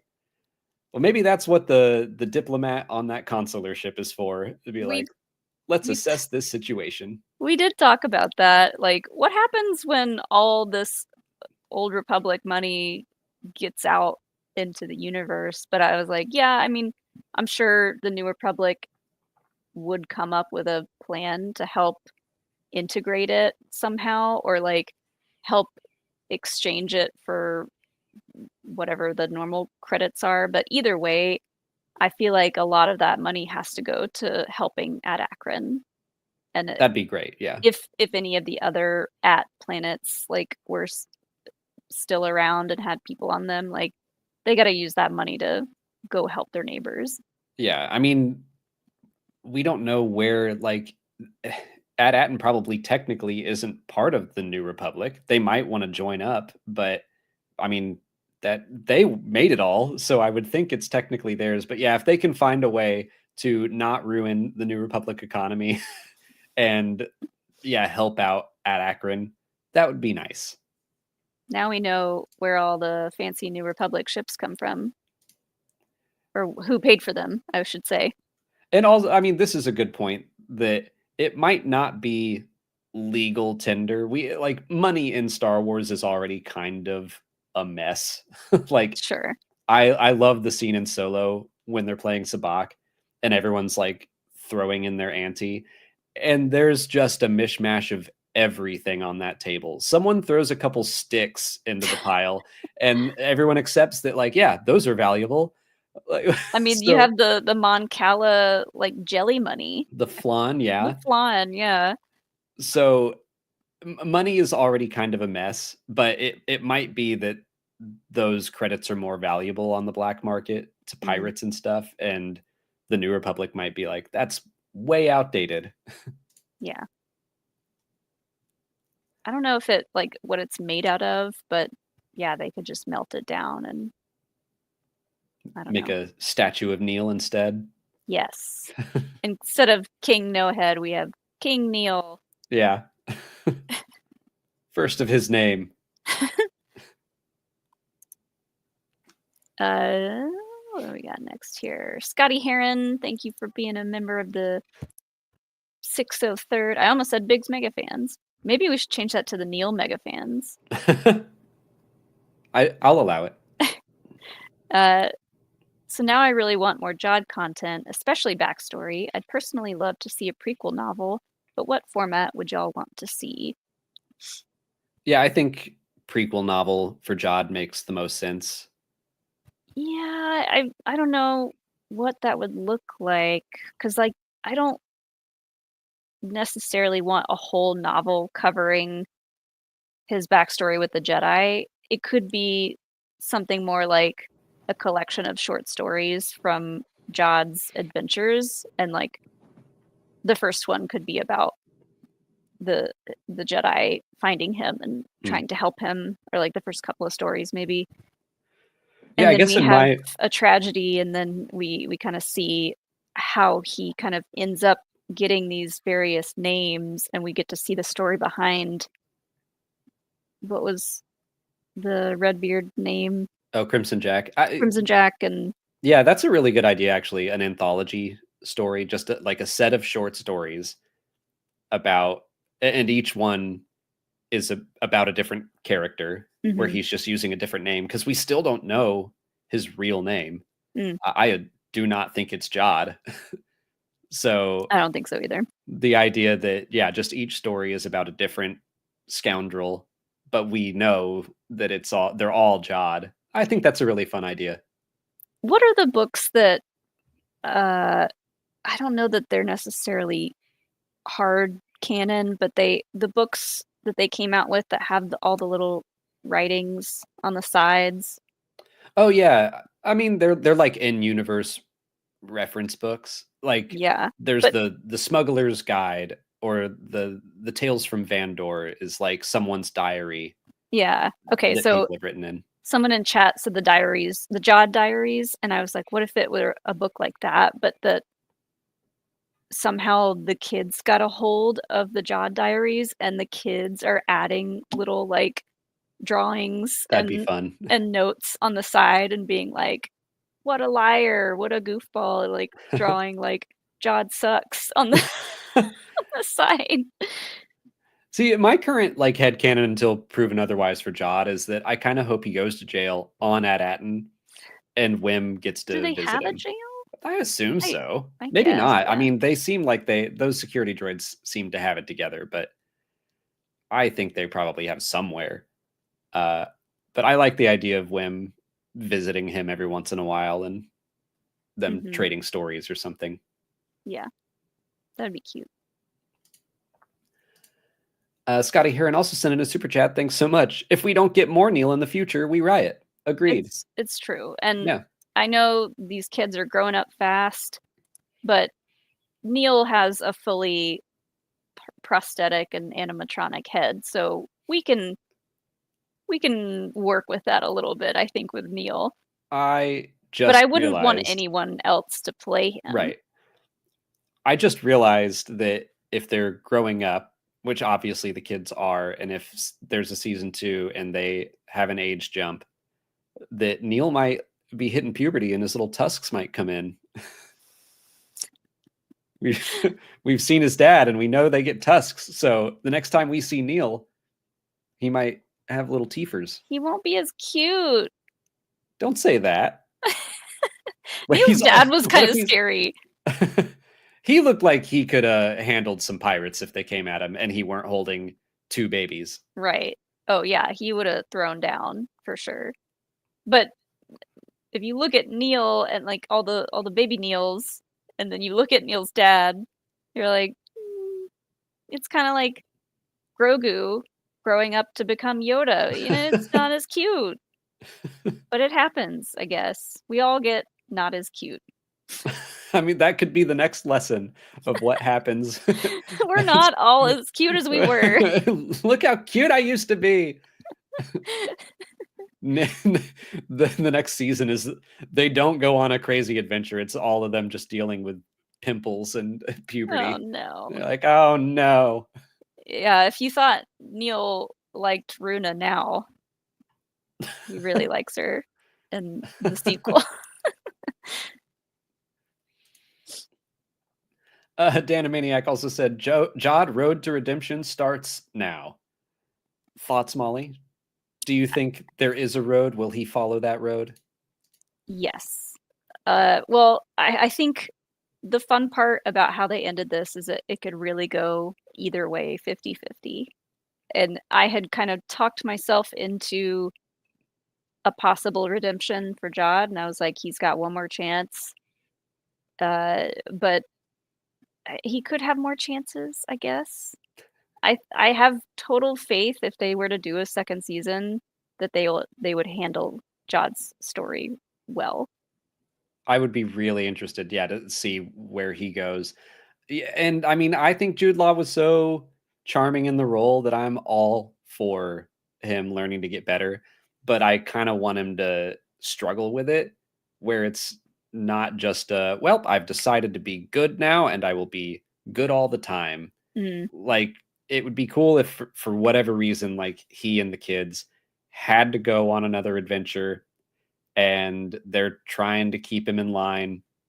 Sometimes he makes the right choice, sometimes he steals again or something, and he's like just struggling to be better. I think that would be interesting. I think he would get along very well with Dr. Afra, someone mhm. who is like chaotic neutral to chaotic good Yeah. sometimes when she chooses to be. And I think Jod has shown us enough times throughout the show that he's not an evil person. He doesn't absolutely despise these kids. He could have killed them all already if he was an evil person. So I think there's room for him to grow and learn. But I still want him to be like a pirate at heart, Yeah, And that's why I think he can really learn from 33. they would make a fun like butting heads team. Yeah. Andrew 711, thanks for the super chat. Is the New Republic gonna have the Old Republic credits destroyed, or are they gonna use and send them through the galaxy? No idea, and I don't know enough about economics Kind to. of, yeah, we kind of touched on that already. Just hopefully the New Republic will know what to do there. Yeah, I trust the smarter fictional people than me to make that choice. I'm trying. I guess that they would not want to just destroy them all. There is the question of whether or not they are valuable. I mean, they're valuable because Mhm. Jod was fighting for them, but like, could they be considered legal tender, or are they more valuable to like pirates because they are gambling in back rooms and can make black market deals and stuff? They could use the credits and go undercover to like catch uh illegal things going on. Maybe. I don't know. I have no idea. The New Republic has enough on its plate. They might just be like, "All right, you guys sit tight. We got to figure out what to do with all of your money." Maybe like stop making it. Go on vacation. Maybe the whole planet gets to go on vacation Yeah. while we figure out what to do. I assume they kind of insert it back into the money back into rotation somehow slowly over time. Yeah, I they don't know. can't just dump it all out. I don't know how money works, you guys. Can't you just print money? You can at Entertainment 720. Yeah. Tommy K has the next super chat. Wait, is this? Yeah, this is the new one. What would you want to see in season 2? I would love to see the kids visit Coruscant on a special trip. Jod breaks out of jail, runs into them, and they have to help him escape. Hilarity ensues. But I would like to see the kids off at Atten. Yeah, I want to see them. I had this thought that if Kim ever got to go to Ad-Atten, she could, because the school is gone and like the teachers were all droids and teaching nothing but the stuff to help the Mint. So I was like, maybe Kim could come in and kind of like help with the history curriculum at the school and like help start to introduce the actual history of the Galactic Republic to the people of Ad-Atten. Yeah, like I don't know what the adventure would be. I would obviously like to see what has happened over the past years. Like, how has AT-AT changed? Because their whole education system has to be different. They have to, teach actual history since Right. they missed at least one war. So I want to see how AT-AT has changed, and then I would want to see them maybe not accidentally go on an adventure this time, but it's their own, like, we have to do this and we're going to go. And yeah, hopefully Jod is involved still. Again, Mhm. don't know how exactly that would work, but I wouldn't want Jude Law to sit out the next season. Everyone on AT-AT gets the Captain America treatment. So they all have like a little notebook of things they got to check out. Oh, I thought I like that. I thought you meant they all get super serum. No, he's Yeah. he's got to catch up on some stuff. Yes, I like that. Wasn't Star Wars on that list? It was. Depends on which country you watched it in, apparently. They had different lists for. Oh, cool. Yeah. That's fun. Some Kind of Wonderful. Thank you for the next one. Says Jod's backstory makes me sad. I understand him. Yeah. Yeah. He made a lot of like valid points. And you're right. Like, he is an understandable character. He was a great character. He just kind of took the wrong lessons about attachment. And, you know, if any kids training at the Jedi Academy were only given a little bit and then let loose out in the galaxy, there'd be a lot more Jods running around, I bet. Yeah.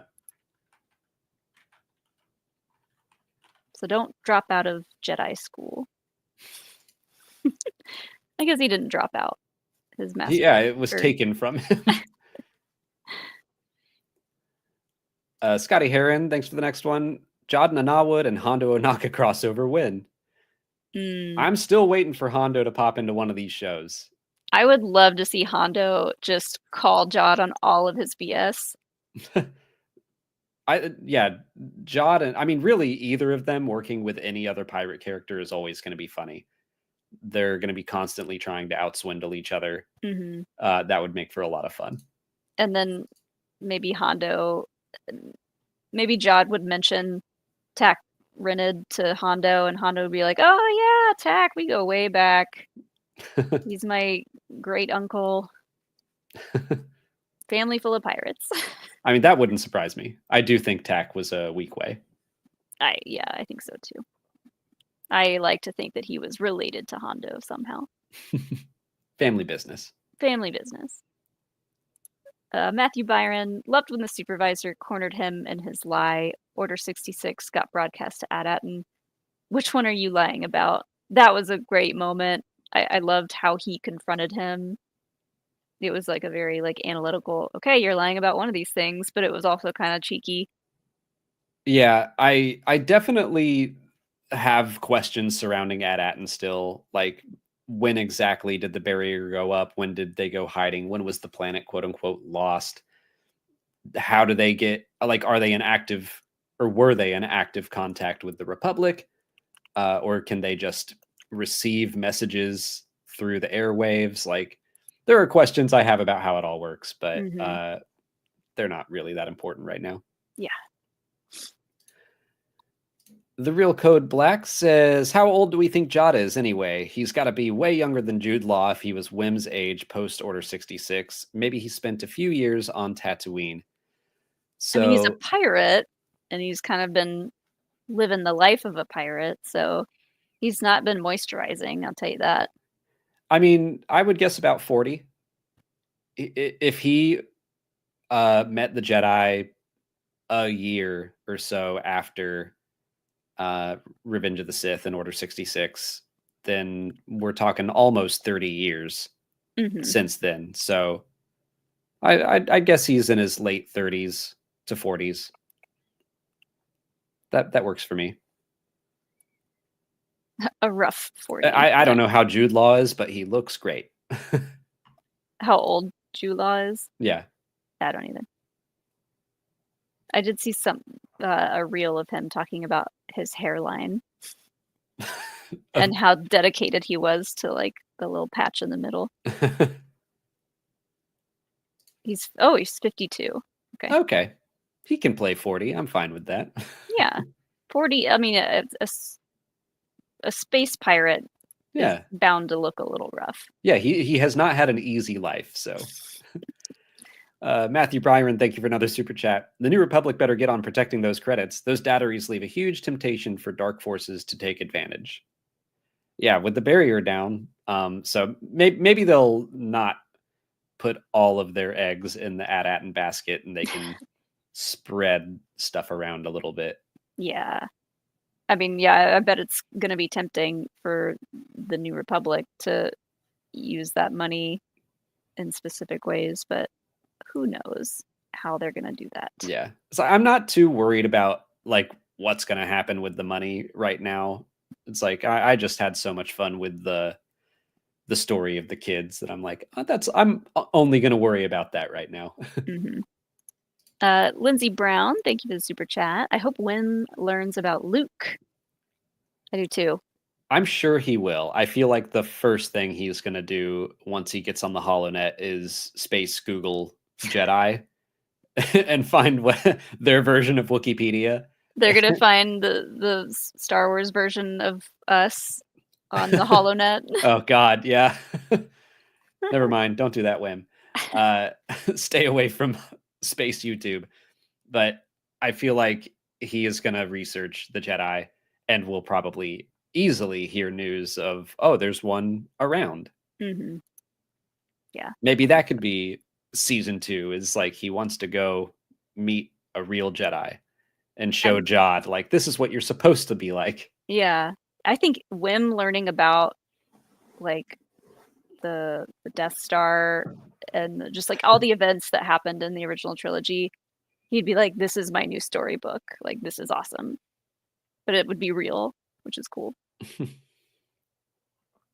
Jedi Master Fonz, great name. Thank you for the super chat. Hey guys, I loved Skeleton Crew. Very well written, masterful setup, execution, and wonderful expectation subversion. Can't wait to rewatch the whole thing. Make SM33 the new supervisor. That would be chaos, but I would love it. Yeah, I don't think he would be a good supervisor, but he would be hilarious. I don't think he'd want to. Trying I'm with you, Molly. Like, I hope that SM33 gets to continue to be a pirate, like his version of a pirate, not the scary kind that we've been encountering this whole series, but just like the more the Hondo Ohnaka and Star Wars Rebels kind of pirate. Although it's interesting, as much as I want 33 to like go out and live the life of a pirate, he's been turned off for so long. It would be cool to see him learning alongside the kids and the people of AT-AT and like learning the history that they missed out on. Yeah. I mean, he would be a good storyteller, and Laserbolt makes a good point. He does like rules. He's going to be the new gym teacher. Playing dodgeball with his arms and his head. Yeah. Throw me head around. Perfect. We figured it out. The Real Code Black, thanks for the next one. I want to see Neil grow up to be ambassador to Akron.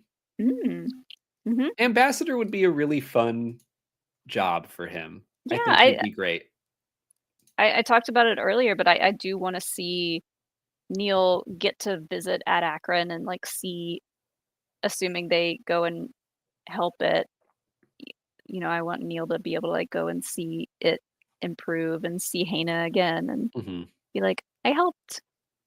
That's something we kind of glazed over, but I really appreciated Wim telling Wendell that, you know, he's grateful for where he grew up. He knows how good he had it there, despite being so sheltered, that it could have been far worse. I did like him admitting that, but also being like, there's more to this galaxy, and if I want to help people, I can't stay here. Mm-hmm. What's up, Ice? And thank you for the next super chat. Awesome finale. This show was an absolute blast. Loved every minute of it. Easily one of the best shows we've gotten, and I'm gonna miss the Skeleton Crew. The visuals of this episode were perhaps the best Star Wars live action has looked. The barrier and the way the barrier cut out was stunning. Fully agree. I really think that throughout this entire series has just looked phenomenal. The visual effects, the puppetry, the animatronics, the matte paintings, the stop motion, like so many different kinds of effects went into this show, and I thought that they looked fantastic. I So, loved that the barrier was a matte painting. yeah, Like matte paintings are kind of a lost art, but so famous for in Star Wars. Star Like Wars. I mean, so many movies. yeah. But like if you watch any of the behind the scenes stuff of like the making of the original trilogy and all that, they used a ton of matte paintings, and so it's nice that they can have the ability to kind of bring that old school stuff back into it, and it looks just as amazing. Yeah, would have just assumed it was computer generated at this point. But I've said it before that this show feels like it was just a celebration of all kinds of Star Wars things. And they didn't just say, well, we got the volume and we're going to use the volume for everything. Like, Mhm. no, let's do the crab as stop motion. Let's get a matte painter.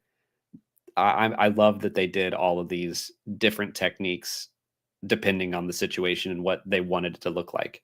Yeah, I think that's going to be essential moving forward to keep it from feeling too volumey, just like adding in those little touches of stop motion, just adding in more real stuff. Mm-hmm. ILM was just flexing the whole show. I agree, Mhm. Jack the Seven. Yeah. Lightspeed Bear says, amazing series, so well made. Writing, characters, visuals, mystery, pacing, all top notch. Get on with it, Lucasfilm, and get started on a season 2, please. I really hope that happens. I'm hoping that the holidays are crazy for everybody. Maybe a bunch of people just didn't realize the Star Wars show came out. Now that all the episodes are out, we can all binge it. I mean, Love- that happens a lot. Mm-hmm. That a lot of people just wait for a show to end. You know, I know Andor went up and up in viewership. I think, as far as I know, I haven't looked into the numbers for this. I know it's been a hot topic for the past It always week. is, and people Yeah, are like, like, "Oh, but the numbers," and I'm like, yeah, I "Why do don't you care?" give a crap. Like, obviously, I want it to do well so that it can get renewed. But like, the most important thing is, was it good? And yes, it was. It was very good. So I hope that even if the numbers aren't incredible, that Disney sees the response to the show, can look at it and like just appreciate how good it was and be like, yeah, let's do more of that, especially if it's increasing in viewership over time. hmm I think they could expect that to continue with a second season. Andor was in a similar boat, wasn't doing crazy numbers wise, but continued to improve. Granted, season 2 had already been greenlit, but hmm I feel like season 2 is going to continue to do well. I think if you see the numbers for a show and they're low, and you are sad about that, tell everyone you know to watch it. Do your part. I don't know. I'm Don't doing my complain- part. Don't just complain about it online, because like, why do that? Who's that helping? But yeah, I could go on about that, but I won't. Blue Jay, thank you for becoming a member of the 603rd. Always happy to have new members here. And then Lexi Lex, I saw this first super chat and I asked if you had a message. but There's you one. Sent another one, so Okay. thank you. The supervisor reveal gave me Wizard of Oz vibes, and I wasn't expecting a droid. What are your thoughts on who it was going to be? I don't want to toot my own horn, but I was like, it's going to be a droid. Droid was a popular theory thrown around. My cough medicine theory, I was trying to. I love that that's what we're calling it. I was sick last week. I'm still a little bit stuffy, but I'm no longer coughing constantly, no longer taking the NyQuil and the DayQuil. So I'm thinking more clearly. But last week, I was like trying to pull together King No Head from Ad Akron and Tack Rinid and the supervisor, and trying to like link all three of them. I can confidently say now I was way off. Mhm. I can't even remember everything I was saying. Um, I was linking like maybe Tack Rinid used to be the supervisor of at Akron, and then like ran the planet into the ground and wanted to go take over at Atten and destroyed the face of King No Head to hide the evidence. Or like, I don't remember everything I said. It was bonkers.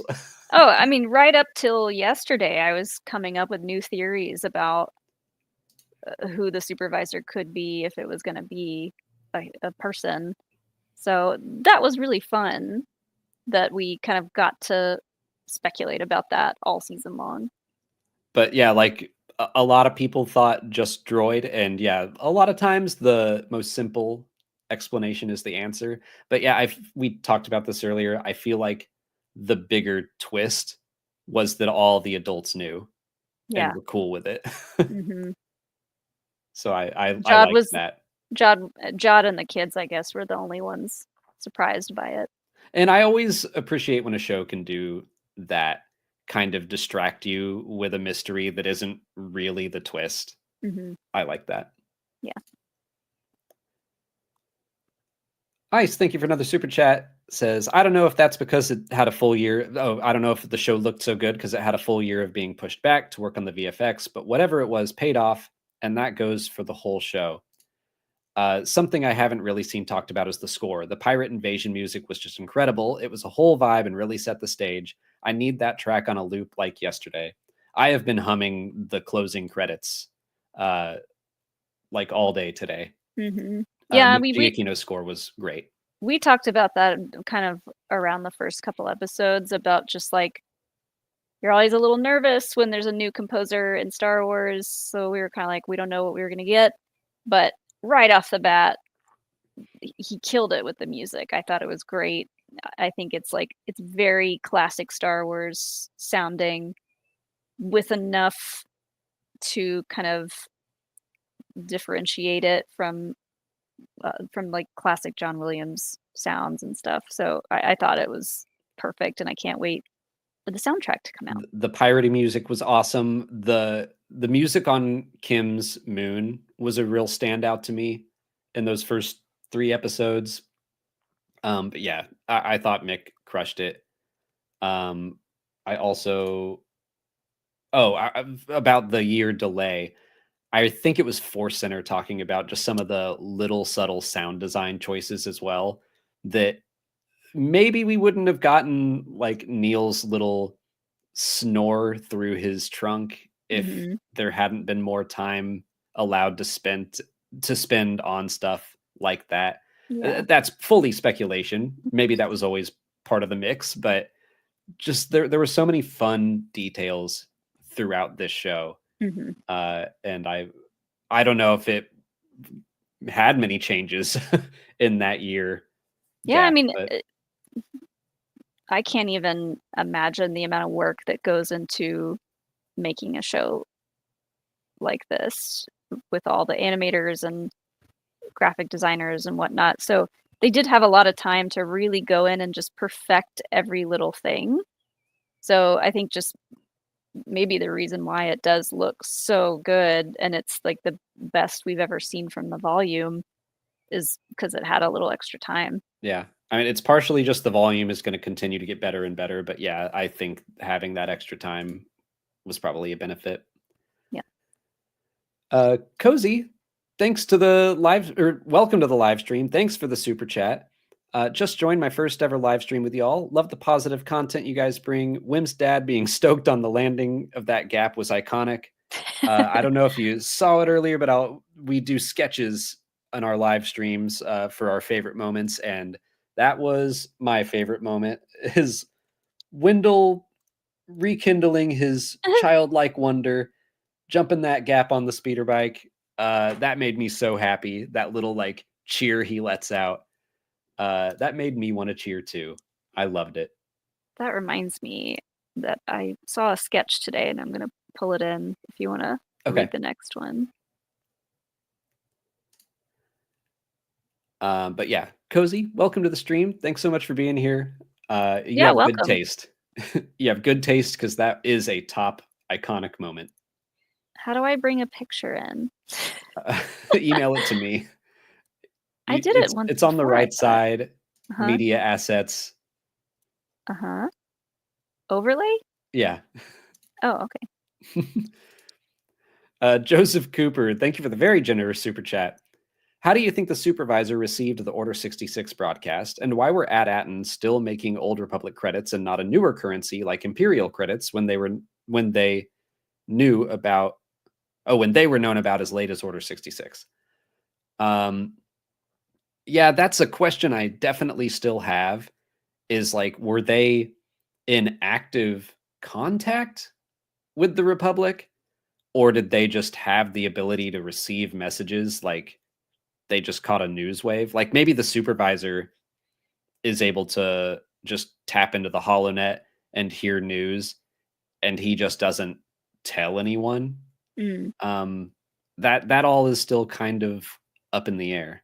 I wonder if there was like a special kind of top secret all frequency channel that only certain people knew about, and like Palpatine figured out how to get access to it, and it made it all the way out to AT-ATN. Yeah, maybe. It's very interesting. Like, I don't know if someone sent the message or what. Mm. I don't know. Why were they still? Yeah, and then it is kind of like, why were they still making Old Republic credits? So Maybe they were getting messages up until that point, and then they were like, the Jedi are traitors, lock it down, shut it off. Yeah, maybe. If we can't trust the Jedi, let's just like go further underground, maybe. Because it does seem like they didn't know about the Empire, or else they would have started making Imperial credits. So yeah, I'm curious as to when the last emissary was that showed up. Yeah. Cozy said they would get that screen or tattooed. Don't do that. Get someone else to draw better than that. This is not tattoo worthy. That's very nice of you, but you know what could be tattoo worthy is this other sketch I saw someone tag us in today. Aw, like how cute! That is really cute, and that's way better. Like it's the same angle I tried to draw, but way better. Yeah, that's really good. I don't know what program they did that in, but I think it looks great, and the bike looks cool too. That's excellent. Good job, Jensen. Danamaniac, thank you for the next super chat. As much as Wim will enjoy meeting Luke, I think KB would also enjoy seeing a Jedi with a mechanical hand. That's a fun question. Who that we already know about in Star Wars would you most like the main four to run into or meet? Ooh. I don't know. I haven't thought about that. I mean, my first thought for Neil was just Max Rebo, since people can finally stop getting them confused and we can be like, look, they are different. They are different beings. Yeah. Maybe like if KB found out about the mods. That'd be fun. She'd be like, there's like a cool gang of people like me being cool. Finnick Shand would be fun. Mm-hmm. Yeah, because like she's a mod and also just badass lady. Yeah. I feel like KB would get along well with like I'm thinking of mechanics and droid smiths, so Babu Frick would be a lot of fun. Mm-hmm. Chewie, I think she'd enjoy hanging out with. Tech. Oh man, if only. She gave me such Tech vibes from the very beginning. I was like, oh, they would get along great.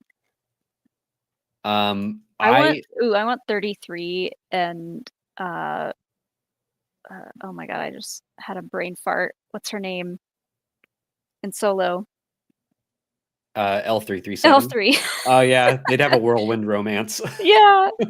They would just I they might hate each other at first and then really be best friends. I love the idea that SM33 like keeps trying to court her and she keeps shutting him down. Yeah. SM33 is pretty old, so who knows? Maybe they bumped into each other. I That want would be Neil to meet R2 and 3PO because I feel like he could help 3PO with his courage. 3PO is always scared all the time. B, he may be able to like be a couples mediator basically and get them to say I'm sorry to each other. They're Yeah. always yelling and bickering and hitting each other, so maybe Neil could like help them work things out. That'd be cute. I want Fern to go to a pod race tournament. Yeah, that'd be fun. It's just that would just blow her mind, I think. Not like a specific person that I want her to meet, I don't think, but if she were Yeah, I able to mean go, that's also a fun question of just what other adventures would you like to see them go on? yeah. Ice, thank you for another one. Says Palpatine just put an announcement in an old group chat. Hey, the Jedi are traitors, by the way. And the supervisor was like, oh, okay, cool. Anyway. They're like, wow, haven't heard from you in a while. What's up? You up? Yeah. This all like everything with that Atten reminds me of a term Force Center uses a lot. I think Joseph coined it like tip of the iceberg storytelling. It's very much like Obi-Wan telling Luke about the Jedi and mentioning the Clone Wars as a throwaway thing. Yeah, I fought in the Clone Wars, same as your father. Moving on. And yeah, like we immediately want to be like, what are the Clone Wars? That sounds cool. Yeah. Atten has established a bunch of like good tips of the iceberg that I do hope we explore in the future. I mean, But yeah, like they weren't necessary to answer right now. Yeah. A lot of shows do that in Star Wars, but this one there was just so many new things in this show that were introduced that was exciting. Which I love. Like I think that a good story should be that first and foremost, and then through happenstance, it introduces a bunch of fun like world building lore ideas to explore and play with later. Right. It's like making the Bad Batch show from the Bad Batch's arc in Clone Wars. Like, look at the masterpiece that we got out of the Bad Batch show just because they were characters in an arc in another show. Or I think a lot about the Alien franchise and everything surrounding the Alien Queen came from the movie Aliens. And the reason there was a queen in that movie is because the story was about motherhood. And so that like thematically, that's what we were exploring. We need Ripley to fight a mother alien. And so that's where Queen Aliens came from. And then that has spawned out into that franchise and continued to be explored. But I'm like, the only reason that exists is because James Cameron wanted to make a movie about motherhood.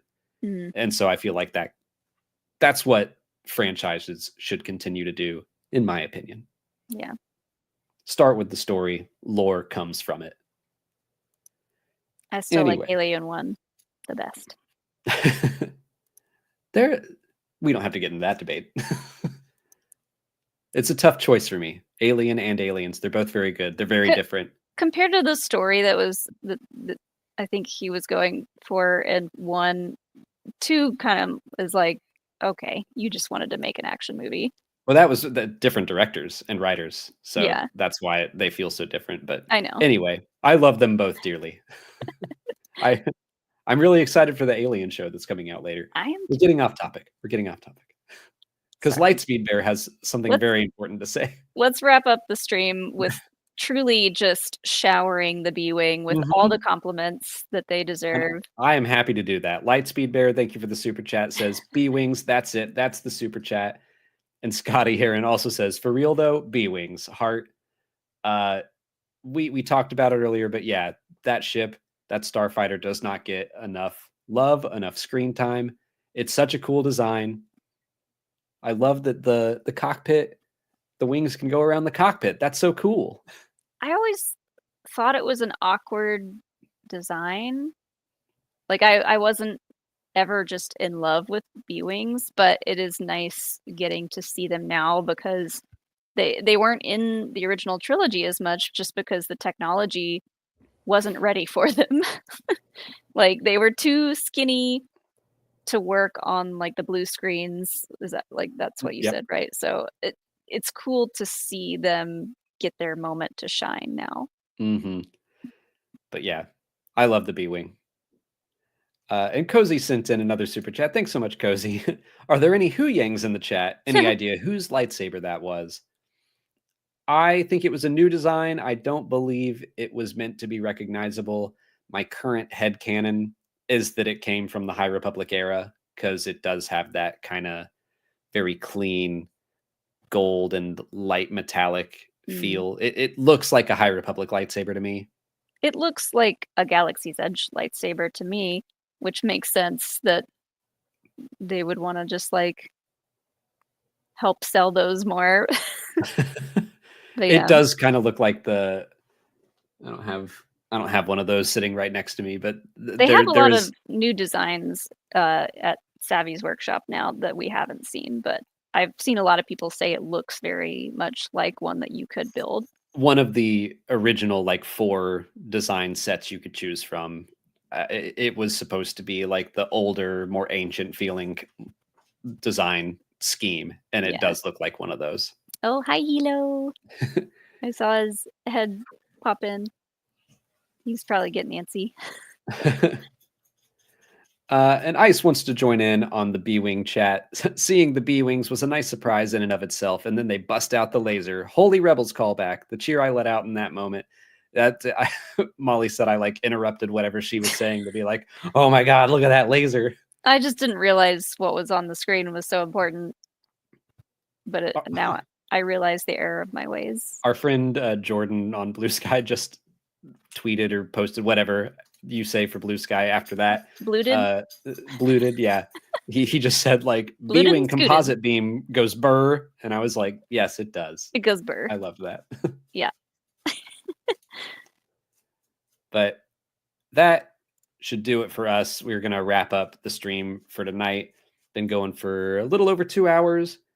We will be back tomorrow to do our Lego stream. We're still working on the Onyx Cinder. I think I'm getting kind of close. Might finish it tomorrow. Might not. We'll see. Cool. Which would be fitting.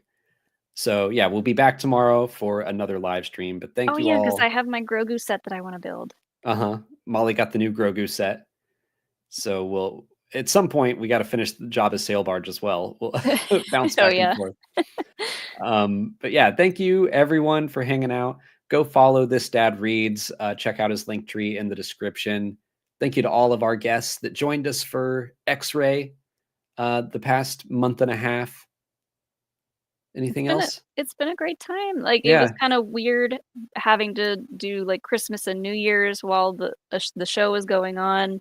We haven't had to do that in a while, so it was a little shaky around the holidays, keeping up with the schedule. But I'm so happy with how this show turned out, and I'm glad so many other people feel the same. And it's just nice to like really feel the love around a brand new Star Wars thing. Yeah, it has been a fun 7 weeks. Yeah, that's the right math. Scotty Aaron says it's called a ski on Blue Sky. Molly got mad at me when I tried to call it that, so I don't think that's right. But everyone, have a great rest of your night. May the Force be with you, and we'll see you tomorrow if you like Legos.